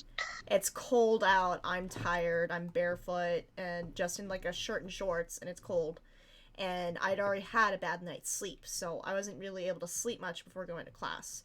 So I had vented to the group. And this bitch decides, she's like, oh, well, at least you got some sleep. I didn't fall asleep at all last night. And I was just like, This isn't a sorry. fucking competition. And I somehow I was the one who ended up apologizing. Because yeah. more drama came from that. And I was just like, I'm sorry for saying that I was tired and cranky. It's not my fault that you decided to marry some dipshit, deadbeat dude who doesn't help you take care of your kid, and you barely take care of your kid yourself. Nobody's pointing that out. Fire. All right. Shots fired! Oh my god. I don't wish ill on a lot of people, but I really hope CPS has taken her kid away by now. I hope. Alice and I, like, because Florida is filled with crazy drivers,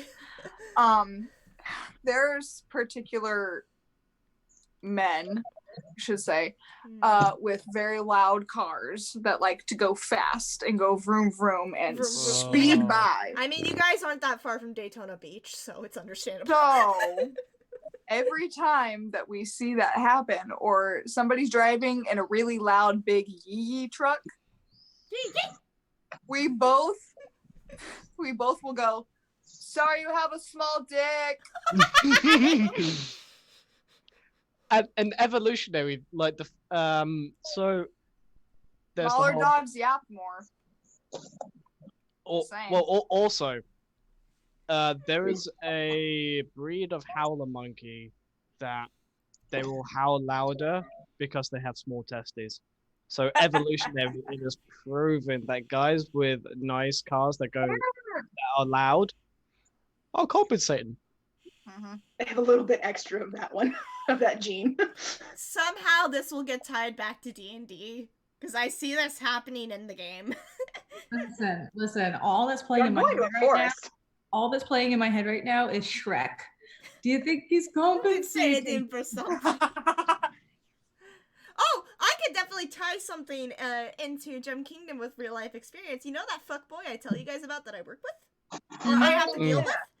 Yovel! Totally doesn't get the hint! Sorry. I will say, these 3 days that I'm working at the cafeteria, I don't have to risk seeing him. That's the only plus. Again, Dad. Hi, Dad. Anna, he's decided that you look like Claudia from Warehouse 13. I don't know what that is. Okay, Bye. Hello. How can someone not know that show? I know Warehouse 13. I've just never seen it. I know of it, haven't seen it. It is I not. don't exactly watch TV or TV shows in general. Disney, strictly Disney. I'm a YouTube person. YouTube and Disney Plus is what she lives on. Yes. YouTube Shut up about Disney Plus. Go to YouTube. Look at Warehouse 13. I'm leaving. Can anyone tell me why the PlayStation Store has Frozen 2 up for you to be able to purchase, but it's not streaming on Disney Plus? Because Sony. How does Sony have the rights? I don't know. Sony have the rights to pretty much everything these days. Not Disney. All they have, the only thing they have grasp of is Spider-Man. They will die before giving up Spider-Man. Speaking of Disney, I didn't tell you guys. I thought that I wouldn't get any tickets just for being third party at Disney. I was wrong. I just got 2 free Park Hopper tickets for guests that I can take in. And I will get more sometime this year. I think it's like every 6 months that I work, I get 2 tickets. Bring your parents. So what you're saying is I need to come visit in August. Yes. That's what I'm saying. I'm about to order my Twi'lek stuff from Twi'lek Pam on Etsy. We will make this shit happen. I will bring my Star Wars. I will bring my Star Wars cosplay with me. What you're saying is our meetup needs to happen in August in Florida. The thing is that the best time to go to Florida. One warning that I will say. Disney is very finicky about their costumes, especially in Galaxy's Edge. Yeah. Which is why I'm like, I probably won't go full Twi'lek for Galaxy's Edge unless it's Halloween. Other than that, I will wear like casual cosplay. Yeah, Disney bound. My Reyna cosplay was casual enough that they didn't stop me when I went in, so I'll probably do that. Full cosplay, we'll wait for Halloween for that. Oh yeah. But like, Halloween you guys is the only have to time come. let us do that. You have to come and visit me, and I'll take you guys to Disney, and I can show you the best ones. The question is, do we do all 4 parks in one day? It is possible. I've done it before. Sorry, I grabbed my. You both. Okay. I will have to have like energy drinks on my belt at the ready because because when I was in Anaheim, I was barely I barely made it through 2 because that was a long day. Yeah, let me tell you, your stamina and cardio is gonna have to last a while. You're gonna have to do all 4 parts. I got my step counter. We're fucking doing this. We're gonna hit all. I'm gonna try to link up because the cool thing about it is that I can link up all of our guest passes, and I have the app. I can get us all fast passes and plan ahead, so we can just basically go, okay, this time we're gonna hit that ride and that ride and that ride. Boom, boom, boom, boom. Okay, great. Those are the best ones that you'll see here. Let's move on to the next one. Boom, boom, boom, boom. Move on. I got you. You better equate a long break into that so we can fucking eat and re-energize. No. Jesus. I know the best places to eat. Don't worry. This stream has gone from recap to backstory to us World, plotting Disney. Like the back of my hand. She was born and raised Disney. I was born for this. I was raised in this. Here's the one. So I went to Disney when I first met Jerome with a bunch of our friends that we have together. And this was interesting because this was me. I had met them before. This is me like meeting them in a house for a week. It was great. But we did the drinks around the world at Epcot. Problem, I don't drink beer. They don't really do wine at Epcot. They do everything hard where they do beer. You see, that's when you save up to go to Disneyland Paris because they do wine everywhere. I went to Disneyland Fucking Paris. Frenchies. It was amazing. Disneyland Paris is definitely like the prettiest of the parks. I didn't even get to Almost walk. definitely. Yeah, I didn't even get to walk through Fantasyland because the group that I was in for my youth group was all boys, so we went on all the adventure rides. Every fucking roller coaster we had, we went on 5 times. I got to go on my Phantom Manor ride at least once. Yo, Phantom Manor is the best rendition out of all of the Haunted Mansions. It's the got best. such huge Phantom of the Opera vibes. I love it. I know, and I love it. God damn it, AJ is just clipping all of our planning so that we can remember it later. I'm Do just, we I'm do just all saying. 4 rides? We lean in. Wait. At dawn, we plan. Wait. Uh-oh, Hannah has an idea. This is either really good or really bad. So, when you guys come with me and I take you to Disney, we have to Disney bound. Yes! Yeah. It's I was gotta already saying. happen. Paige, do you know what that is? So Disney won't let you dress up as an actual character like fully because they want their characters to be the ones that kids talk to and associate Yeah, with. you don't want them to So confuse. you dress up like in the theme of that character. Like you could wear You can a dress yellow in the skirt and a colors. blue shirt and like if you're Snow White and maybe like you can do your hair her way, have a headband and like a cute ring that has like an apple on it. Stuff like that. Ears. Everyone's getting fucking themed ears. I have yours. I have yours. I have my Minnie Mouse sequin ears somewhere. Hold the fuck up, bitches. I actually do not have ears. I don't It's have my any- bell ears. They have roses on them. I just have the gay ones. Yes, rose gold. Jenny and I were making some. I need to plan my Disney bound and if it's going to be an actual character or an This is Disney bounding. These are some Disney bound Aw. outfits themed on characters. Yeah, it's like closet cosplay kind of. Okay, I'm ready. Are you guys here in Florida yet? No, I actually already have because I did it for Halloween costume one year. I have basically a Disney bound Mr. Smee. That's cute. So when I went to Disney, me and my ex-fiance, we had R2-D2 and C-3PO ears. And because as an ex-fiance, I threw away my R2-D2. Oh. I couldn't look at it and not get angry. Yeah, that's fair. No, it's understandable. Fair. Get when yourself I some finally BB-8 ones. Yes, when I finally cut out my ex, I threw away all of our photos, gifts, pictures, Oh, there we go. all of that. So But I'm Hannah, sorry, guys. I'm in the middle of nowhere, so I'm actually the one who keeps freezing this time. Oh, it's okay. that's all right. Hannah. Yeah. Rapunzel and Eugene. I'm gonna be Merida.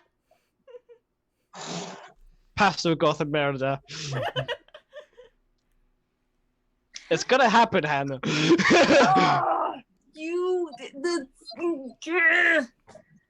What? it's so cute. Disney magic. I mean, let's be honest. Isla and Drax are basically Rapunzel and Flynn. Oh yeah. Yeah. Fan art idea. Our D&D characters, but in the costumes of the Disney characters we associate them with. We already have Zinkerbell. Zinkerbell! Oh my god. I have Yes. to do that now. Wait, I have to. Fuck. Now I have to draw the. Now I have to draw the scene with Drax and Isla in the boat with the lanterns singing to each other. And you can have That's gonna be Gary my next McNeil. fanfic or my next fan art now. Yeah, you can have Gary there with you guys. Sorry, Gary's a Who's guy. Damon? Darren. Callie's Captain Jim Hook. Hawkins. Jim Hawkins is Darren. Yeah. That's true. You are Yeah. right. He is. Jim Hawkins. By the way, Treasure Planet, most Oh. underrated Disney Oh, I do like movie ducklings. of all time. Yay! Let's be honest, that would so be a Drax Yeah. thing to do. So Where I- Isla's like, well, I do like ducklings. Yay! Yeah. The And blood in this man's mustache. yeah. And I Cross, just can't get my nose right. Oh, bro. Sierra is the two main redheads, Ariel and Merida. Yeah, She's Mhm. both I of can them. see it. Isla is straight up Rapunzel. Yeah. Oh my god. Oh my god. I just realized. Who would Sutha be?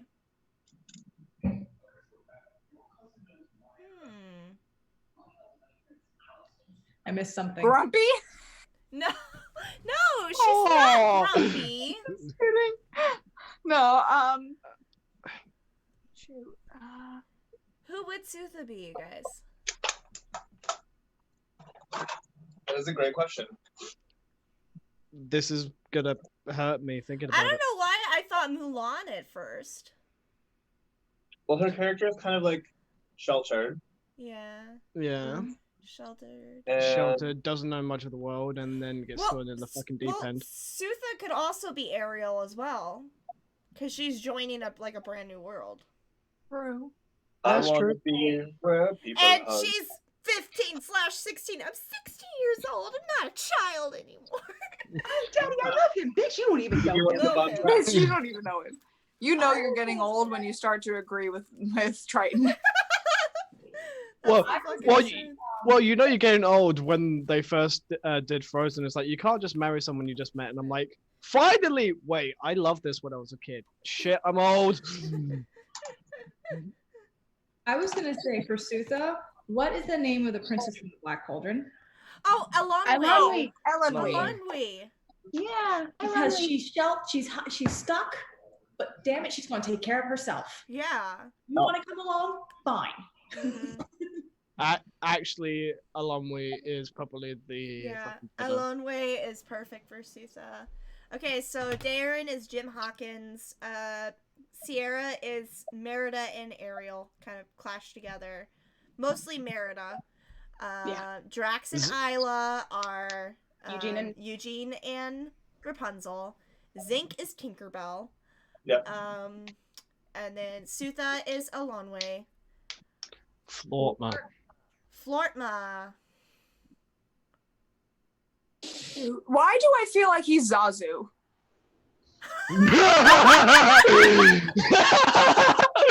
Oh my god. really wish Brian was here to hear that. Oh my. We Yes. can text it to him later. I'm gonna make notes of this real quick. I was thinking Hades. It's just the bouncing practice. Zazu is so, This is so humiliating. Zazu is definitely a hit for Brian. Yeah. What are you telling him, Mufasa? Oh goodness. Simba?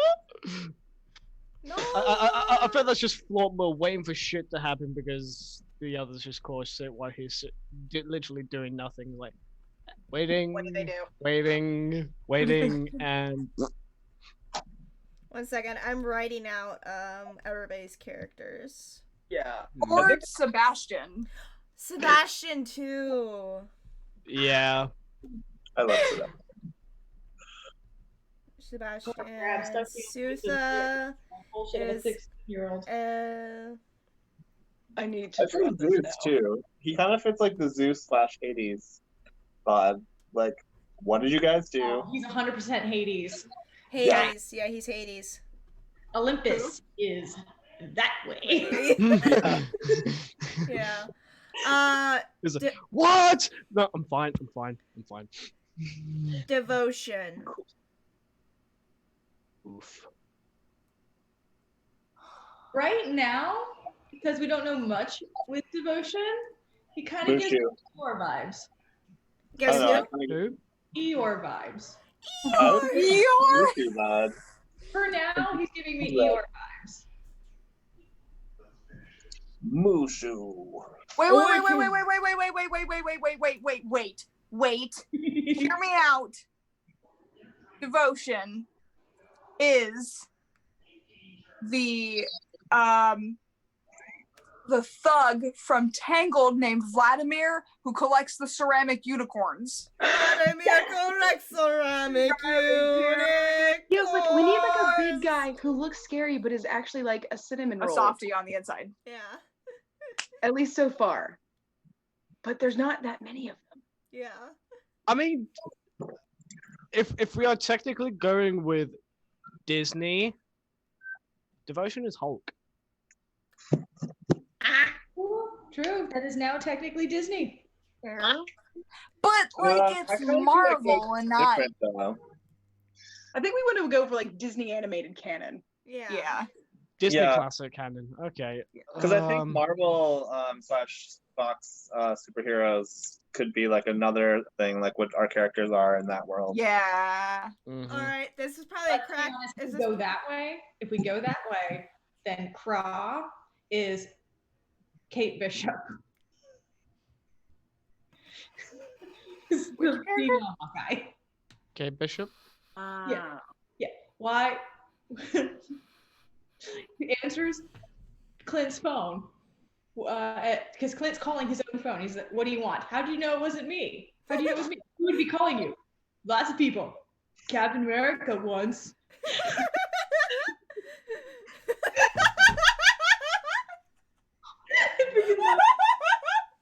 Once, I love that. Comic book Clint is amazing. Wait. I I feel like if in that case, if we're doing superheroes, like I get Tony Stark vibes from Florma. Yes. Yeah. sassy ass bitch. Yes. Tony Yeah. Stark vibes from Flortma. Okay, I'm gonna make a Marvel one now. Okay. Yeah. 1 second. I feel Drax is actually Thor. Yeah. Quite guarded on the outside, but in actual fact, he's. Fuck. Isla is Mantis. I kind of feel like Darren Either is kind of Mantis, like the yeah. Black Panther. I'm just saying. Cause she can feel emotions. Cause she could touch somebody and go, oh. Oh, that's what's going on in there. Who did you say was Black Panther, Brian? Sorry? I was thinking Darren. Maybe a little. Royal vibe though. I don't know. I can't figure him out. He's a fighter. No, Darren is Black Widow. There you go. Yeah. That makes I mean, more sense. actually, I yeah. mean, if you're gonna make Sierra Yeah. Hawkeye, Then he's Yeah. already Black Widow. Yeah. Sierra is Kate Bishop's Hawkeye, who is so awesome. Okay. well, it's still a Hawkeye and still a Black Widow. if you go That's true. that We way- can let it be gay. I feel that I get massive. Actually, I don't know why, but I get Doctor Strange vibes from Flortma. Yes. That could work. I like that. I like All that. right. So Kind Flortma's of done, Doctor kind of done with everyone's shit, Strange. but it's still there Wait. for them. Zinc is Groot. Yes. Is that because he turned into a plant that one time? No, it's because he reminds me of Baby Groot. Yeah. I am Groot. With that mentality, Darren has a little bit of Rocket in him because he's the whole I pretend I don't give a shit, but I actually care about it. Okay, so we switched it up. Darren is Rocket. Sierra is Kate Bishop. Isla is Mantis. Drax is Thor. Zinc is Groot. Flortma is Doctor Devotion is Strange. Hulk. Oh, sorry. If Yeah, you Devotion don't is know Hulk who and Kate Flortma is Bishop Doctor is, Strange. I will send you all this. This sums up Kate Bishop. Yeah. Oh yeah. Hey, Right. Hydra Man, talk to the hand. All right. That leaves Devotion and Sutha. I think Both- Devotion is Hulk. Makes sense. Devotion is Hulk. Yeah. But Sutha is green. Okay, but Sue. Oh. All right, so if you've not read the Young Avengers, you're missing out. Young Avengers is actually really, really cool, and plus side, super LGBT plus positive. Okay. Sutha is Hulkling. Hulkling. Oh. I don't know if you know Hulkling, who that is. Yeah. See, if I was a superhero, if Hannah was a superhero, it would be Captain Marvel. All the way. Actually, no. Hmm? Spider-Gwen. from the MCU. From the I'm talking okay. the MCU. We're Well, talking you don't- MCU, not But Spider-Verse. yes, Right. You didn't specify. That's all I'm saying. yes, I'm saying from yes, I agree with that. But from the MCU, I would be Captain Marvel. It sucks because the only other character that would fit for Isla is Mantis. And I'm like, oh no. I'd prefer Mantis than Captain Marvel because, to be honest, Captain Marvel was fucking useless. I loved and- her, but okay. Backpedal. Captain Marvel was pretty much useless in fucking Endgame. I mean, she's pretty fucking powerful. If she was there the whole time, she'd just been She like, was all right, able over. to. She would She was able to withstand a fucking headbutt. The only thing that brought her down was the Power Stone. Didn't she she went through a spaceship? She went through right? Yeah. a whole primordial spaceship. and blew it up. Yeah. I mean, she would have okay. rocked. She would have rocked Thanos' world if he had not utilized the Power Stone. If he had you not been hadn't had smart. all of them at that point. You want to talk about powerful? Fucking Scarlet Witch.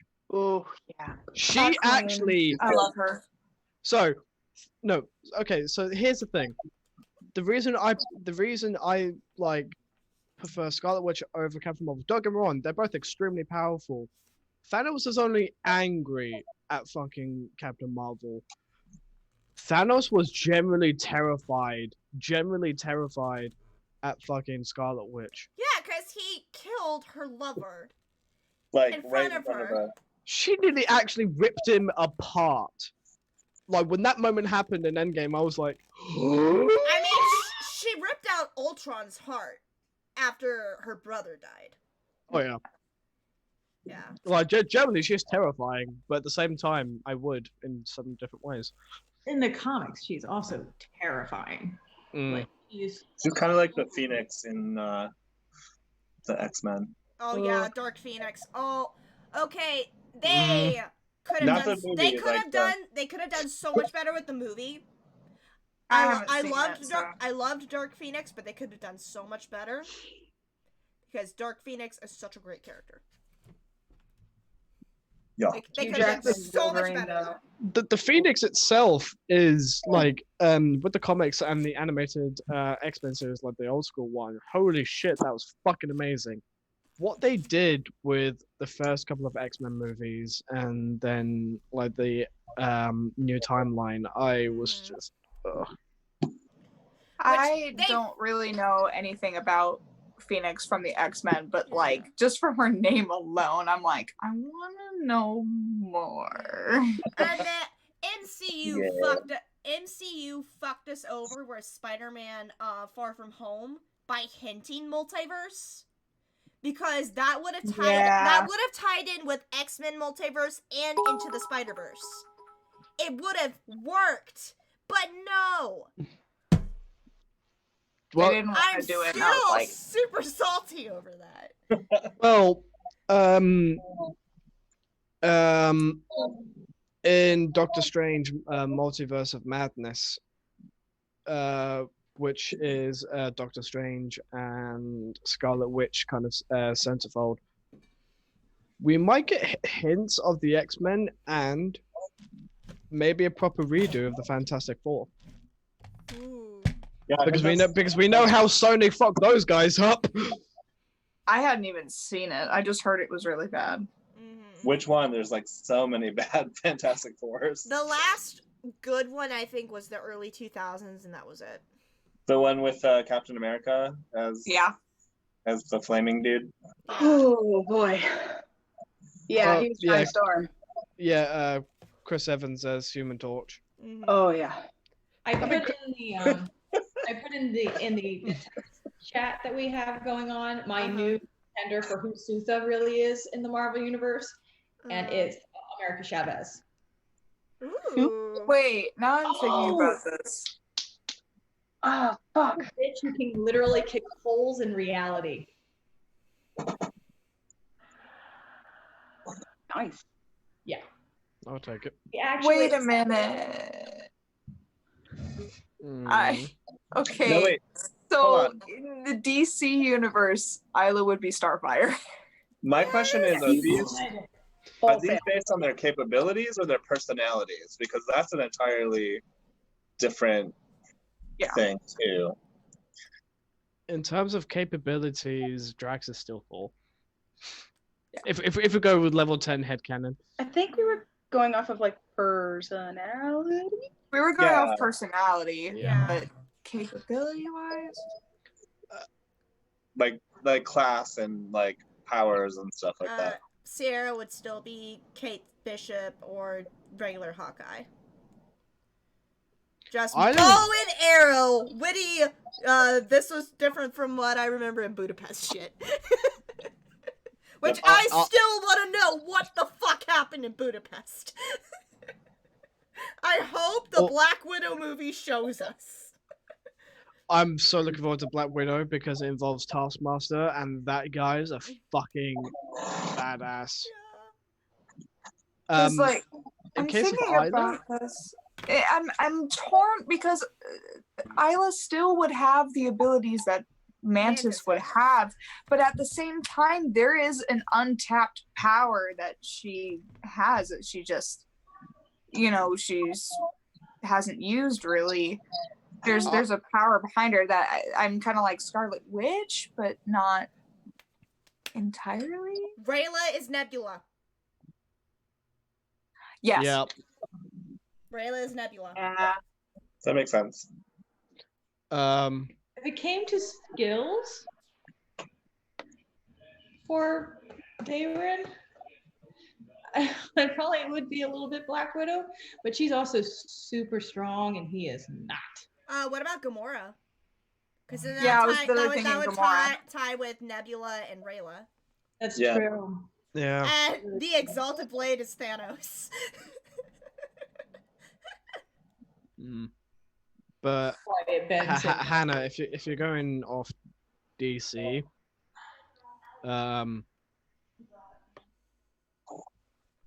Drax is Nightwing. Ooh. Fuck. Well, it makes sense because It Nightwing. makes sense. It does, and that's why I'm upset. Um, Gosh You could- darn it, Isla is fucking Starfire. yeah, yeah.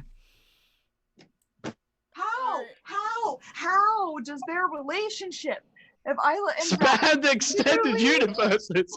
has extended universes, how did this happen? This is what I call an OTP.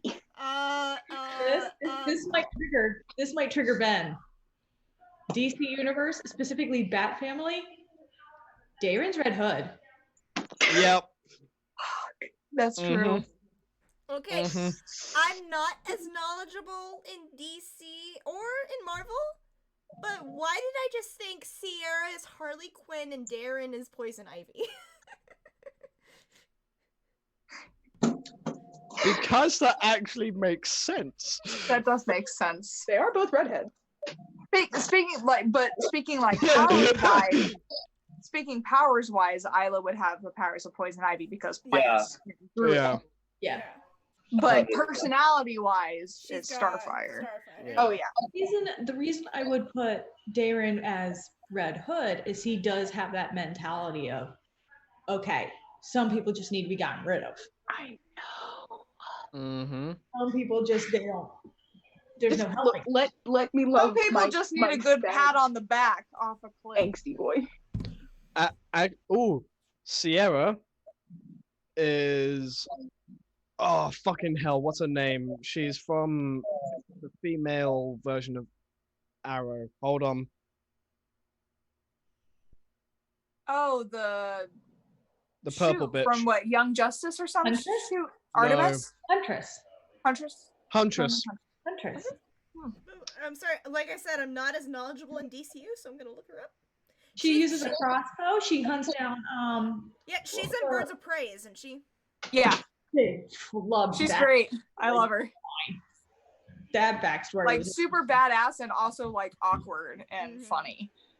They did a great job with her character, but you really you look at her, and all you can think is Ooh. So if you're a big DC fan like I am, I really did love Birds of Prey. Don't get me wrong. I thought it was a really good movie. However, I had to, as soon as they started doing backstories, I was like, it's not the same character. It's a different character. This is fine. Because so wrong on so many levels. I'm not really fucking. I mean, don't get me wrong. Margot Robbie as Harley Quinn, it's a good fit. Don't get me wrong. But with how everything is going with DC at the moment. Yeah. However, I did actually really enjoy Birds of Prey. I thought it was good. I thought it was a fun time. I thought it was a good At time. least, from what I saw in Birds of Prey, Harley Quinn was not overly sexualized unless it was on her own accord. Yeah, which was really refreshing to see. I was like, And they brought her babies in. They brought the hyenas in. I was so Hyenas in. Bruce. One of her hyenas in, and in the opening sequence, they tip her hat briefly to the fact that she's bisexual. Yeah, I thought it was great. Yeah. Well, I remember seeing the video from Alice after she saw it was. I'm so high off of feminist energy, I can kill Thanos with false eyelashes and a single ass clap. That was so good. Yes, Wow. Brian. Yes, Brian. I was just going to say, speaking of, and not completely related to anything we've been talking about, with the exception of the bisexual thing, Stumptown with Colby Smulders is fire. Watch it. It's good. Okay. It's amazing. Okay. If you haven't watched it, Stumptown, watch it. It's on Hulu. It's amazing. Mm-hmm. And back Colby to Smulders is so goddamn gorgeous. It's she ridiculous. is Send me amazing. the name of it because I'm going to forget. Yeah, I'll link it. I'll link it to the group. But also, Zinc, I feel like if we're doing, this is back to the Marvel thing, I feel like he would be the Hulk with abilities because he doesn't have control over his powers. Fair. And I mean, Zinc also gives Rocket vibes because he's fucking mischievous. Yeah. And chaotic as shit. Yeah. Oh yeah. What about Vision? Wait. Oh, yeah. What? I mean, Vision. It's a thing. I Vision feel is a sweet bean. Yes.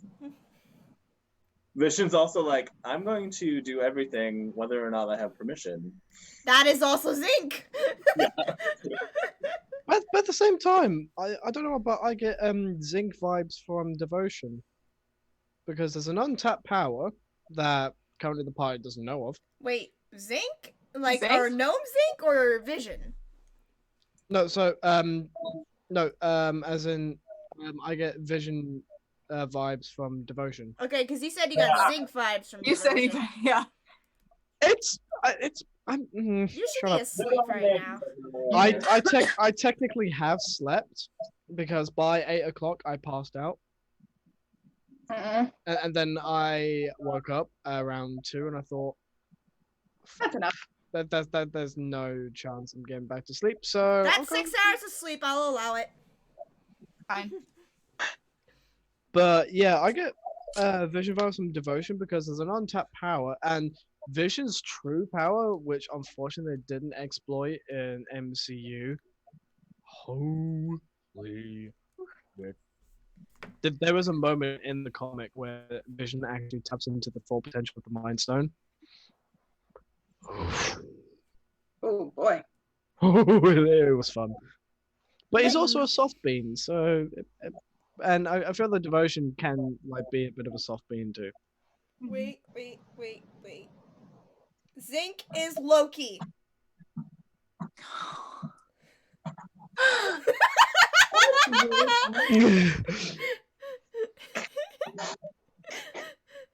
I mean, you're not wrong. You're not wrong, but I'm still mad about it.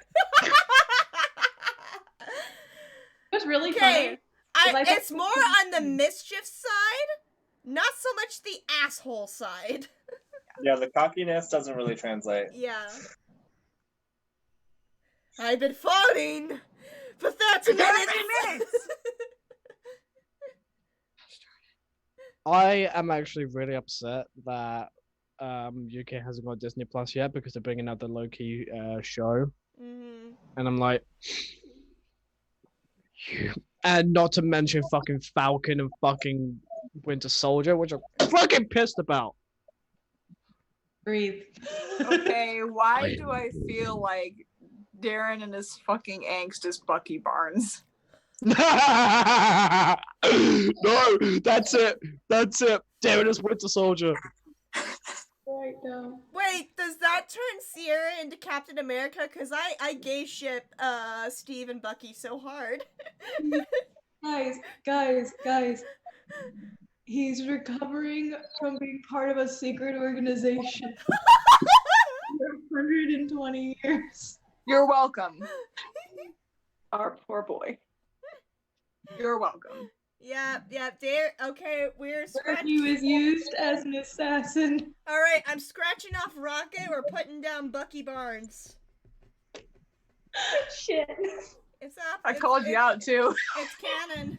It's canon. It's canon now. Canon. Who's Nothing who? to do about it. Hail Hydra. Oh my Sorry. god. I felt a slight spark in my head. Hell, how you? Hail What? Hydra. Okay. Ooh, you know what, Zink? If we're gonna bring in Agents of Shield, I feel like Sierra, in namesake only, is kind of like Daisy slash Guy. Tremor slash whatever the fuck. She has like 500 names. Sky, yeah. Who was Sky? Yeah.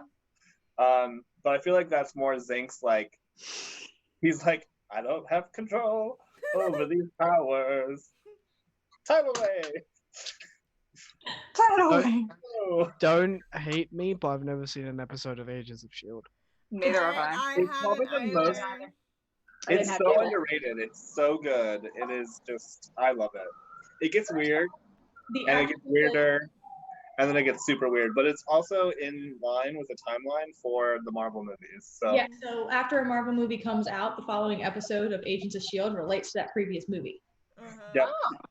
Nice. And the whole point is Coulson didn't die, and he creates this little team. But one of the best parts about it is the actress who plays Melinda May was the same actress who voiced Mulan in the 90s. Yes. Nice. Yes. She's so fucking badass too. I love Yeah, her. she kicks everyone's ass. Oh, speaking of unusual Disney voice actresses, well, or voice actors / actresses, the girl who did the voice of Lilo is also the voice of Samara from The Ring. That is in Samara America. from The Ring. Yeah. She BP also dogs. That's creepy. did the English voice for Chihiro for Spirited Away. Oh, that's What? right, she did. And the woman who did Lynn was the voice of Meg from Hercules. I still have Oh, yet to watch all of is- Spirited Away. Yeah. Oh my god, it's so good. Watch it right now. I have Like it, I have it on I DVD. tried watching it on Cartoon Network when they used to play it a lot, but like Oh my god, it's so something good. There's a movie happened to where try I and either put on couldn't Netflix. like I either didn't watch the first part or I Mhm. missed the ending. Yeah. I have So- it. Now I have going it on digital. DVD. Ghibli's now going digital, and it's about to be on Netflix. Not for the United States and Canada just yet. I thought. Oh, okay. Yeah. Oh, I think the UK is getting it before us, so lucky you, Mitch. You get to watch all the Studio Ghibli films before us. Dang it. actually, I didn't realize that. Now I think about it, the person who posted that link is in Japan. Yeah. So there's going to be a Studio Ghibli Land apparently, and also Nintendo Land, and Nintendo Land, Yeah. that's coming. I need a time machine because I need to be younger to go to those places. Yeah. No, you don't. No, I'm still gonna go. I mean, I am 27, but I've been Look, I Disney bound when I go to So- Disney. I wear ears. I act like a child. Hear me I out. mean- Look, it does not matter how old you are. Hear me I know. out. I just Hear me out. What? Sierra and Darren, Chihiro and Haku from Spirited Away.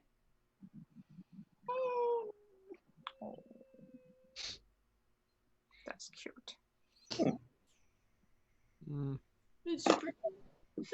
All right, mean- which Miyazaki characters are we? We're turning this Miyazaki into characters.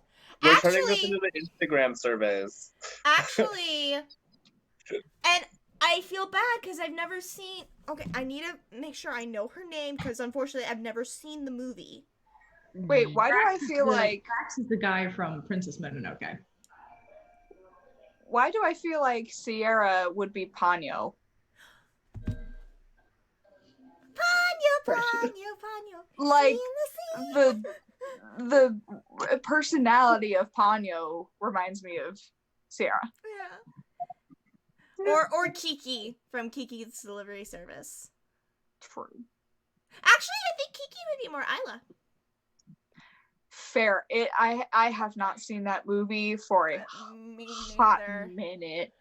I can't remember the last Miyazaki film that I watched. Honestly, it's just I have seen Spirited Away, My Neighbor Totoro, and Howl's Moving Castle. Those are the only 3 I've seen.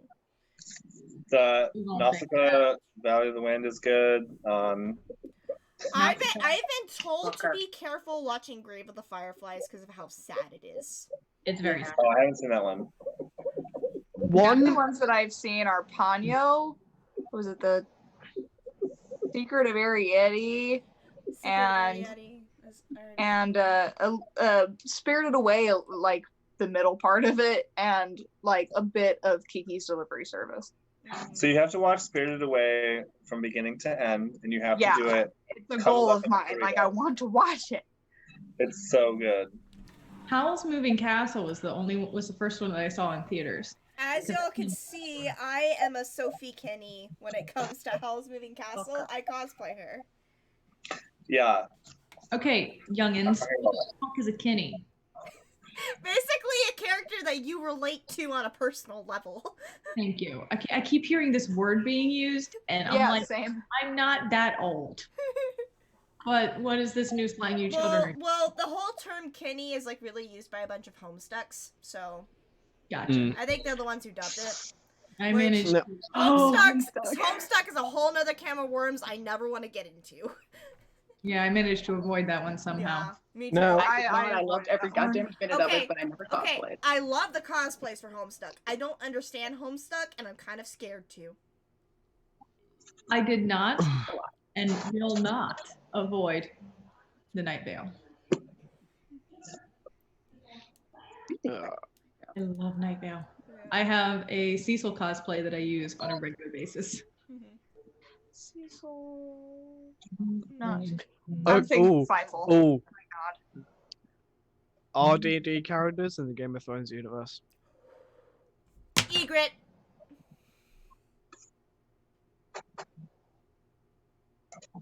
Well, that means I die. Oh shit. Oh shit! Whoa. Oh shit! Oh shit! Oh shit! Isla would be Sansa. I mean, Yes. pretty much any character you pick is gonna die. I mean, I have something to say about that. so I'm actually somewhat torn. Wait, or would Isla be Daenerys? No, Does that Sansa. mean Isla is gonna turn evil? Is the question. No. Screw the ending. I'm just saying, like, personality-wise, like in the beginning, like she could be a mix of Sansa. Sometimes I I don't know. sometimes I try to forget the last season of Game of Thrones because it was such bullshit. It could have been done so much better. Okay. they just cut it. I haven't really watched. short. Okay. I would not have minded the ending if they had fleshed it out for at least 3 more episodes. They rushed it so much. They rushed the entire fucking season. Yeah. If they had fleshed it out to a full 8 or 10 episodes, I would have been fine with the ending. But no, I- everything was super fast. There was a bunch of plot holes. Yeah. I don't know. I feel like they could have done it differently, but I think for what the writing that they had already done and to end it as briefly as they did, Mhm. it made sense enough. Yeah. But at the same, I mean, the writers already admitted that they didn't really know what they were fucking doing. So, Yeah. I mean, I feel bad that the actors have to take the brunt of it because, like, the actors were literally just like, "We're here to act." Oh no, I didn't blame the actors at all. Like for the most part, it was the direction of writing. Yeah. But But back on characters, I think Sierra is a mix of Egret and Arya. I'd say Callie is super Arya. Mm-hmm. yeah, Love her. like I don't mean to be cliche, but why do I get Jon Snow vibes from Drax? I was literally thinking the same thing. So I'm so sorry because Darren is short, but Darren is Tyrion. Wait. He I was drinks and he thinking- knows things. Why do I I was feel like that's actually- Flortma though? I also thought Flortma as well. Oh no, what's his I name? was thinking like What's his name? The bald guy. This Oh, Varys. Varys. Varys is Flortma. Flortma I is feel like- Varys. Yeah, Flortma is Varys. Rob Stark kind of has more of a Drax vibe in my opinion because Yeah, he's Robb more Stark. like chivalrous and he's like, oh, fair lady, Mhm. let me like comfort you, and like he's very like all about his like his And lady. he's romantic at heart. Wait, who? Yeah. Rob Stark. That means he's gonna die at Ro- a wedding. Rob Stark for Drax. Yeah. It makes sense. Oh, great. I mean, not Hey, considering Isla, the let's get married in Does, secret. does that mean Isla? No one knows. I'm trying There's to a remember. hand I'm fencing. trying to remember. His wife's name is Talissa. I think. What's her name? Yes. Talissa. So that means I Isla is honestly don't remember. I'm looking it up because now that I think about it, Isla matches her very well. She's What? a healer. The heck? I'll be back. Yeah, Talissa is his wife, and now that I think about it, when you get to know Talissa, it fits Isla very well. Because really, she's like not big on fighting. Not big on fighting and a runaway. Yeah. Oh, great, we're gonna die. Okay, but why am I also now getting Jon Snow vibes for Darren? Because Outcast. I actually didn't want to be the one to say it at all, but I was like, at first I was like Jon Snow, and I was like, no, he's kind of Tyrion. And then you named both of them. I'm like, okay, I feel a little bit more validated in these decisions. Okay. Oh my god, you guys. Sutha is Brienne of Tarth. Yes. Yes. Oh, I love her so much. Devotion Yeah. is the hound. Yes, Devotion is the Hound. Oh, do that. if my really dark headcanon comes true, Adrian is actually Arya Stark. And the Hound is. The Hound is... Don't put that bad juju on Aaron. He's a bean. Alright. Okay. But, I'll- here's thanks, also Booker, the for the thing. cap. Another person who would be the Hound is Rayla. Hi, cutie. Because she'll, like, say fuck it to the Order and stuff, and then Adrian / Arya is on revenge to, is out to avenge his family. I need a cat, you And then- guys. And then, It's bad. They're a lot of work, dude. Oh no, I've had cats before. I just I don't necessarily have the money for a cat. AJ wants to know who is Jaime Lannister. I want Well, to know who nobody Zinc fucks would their be. sister, so Zinc would be like There's no. everybody and nobody all at once. Okay, you're gonna get a little mad. I'm the mad. good qualities of Jaime Lannister, the honorable intentions, the willingness to stick up for what he believes is right, and the okay, sometimes that means fuck authority. It's a little bit Drax. Just a little bit. A little bit. Good part. Good look, part. don't get me wrong. I see that. Don't get me wrong. We're not saying that Drax is fucking his sister. Like we just have to make sure that that's canon. That we No, no. not the relatable traits. Jaime is a tool and an asshole, but at the same time, he's kind of a really good guy. Kind of. Barely, but Yes. Out of all the Lannisters, the only two who had any redeeming qualities were Jaime and Tyrion. Yep. Yeah. Yeah, Cersei Cersei can was- actually sit on a huge bag of fucking cactus-like dicks. Hey, she knew how to play the Game of Thrones really fucking well, though. Yeah, but she- that doesn't excuse her for being a cunt. Yeah. She nailed it. I will admit, her getting her revenge on the High Sparrow was actually really cathartic. Actually, that was kind That of was cool. badass. Like That for, was for a pretty moment, I was like, "Well played." Yeah.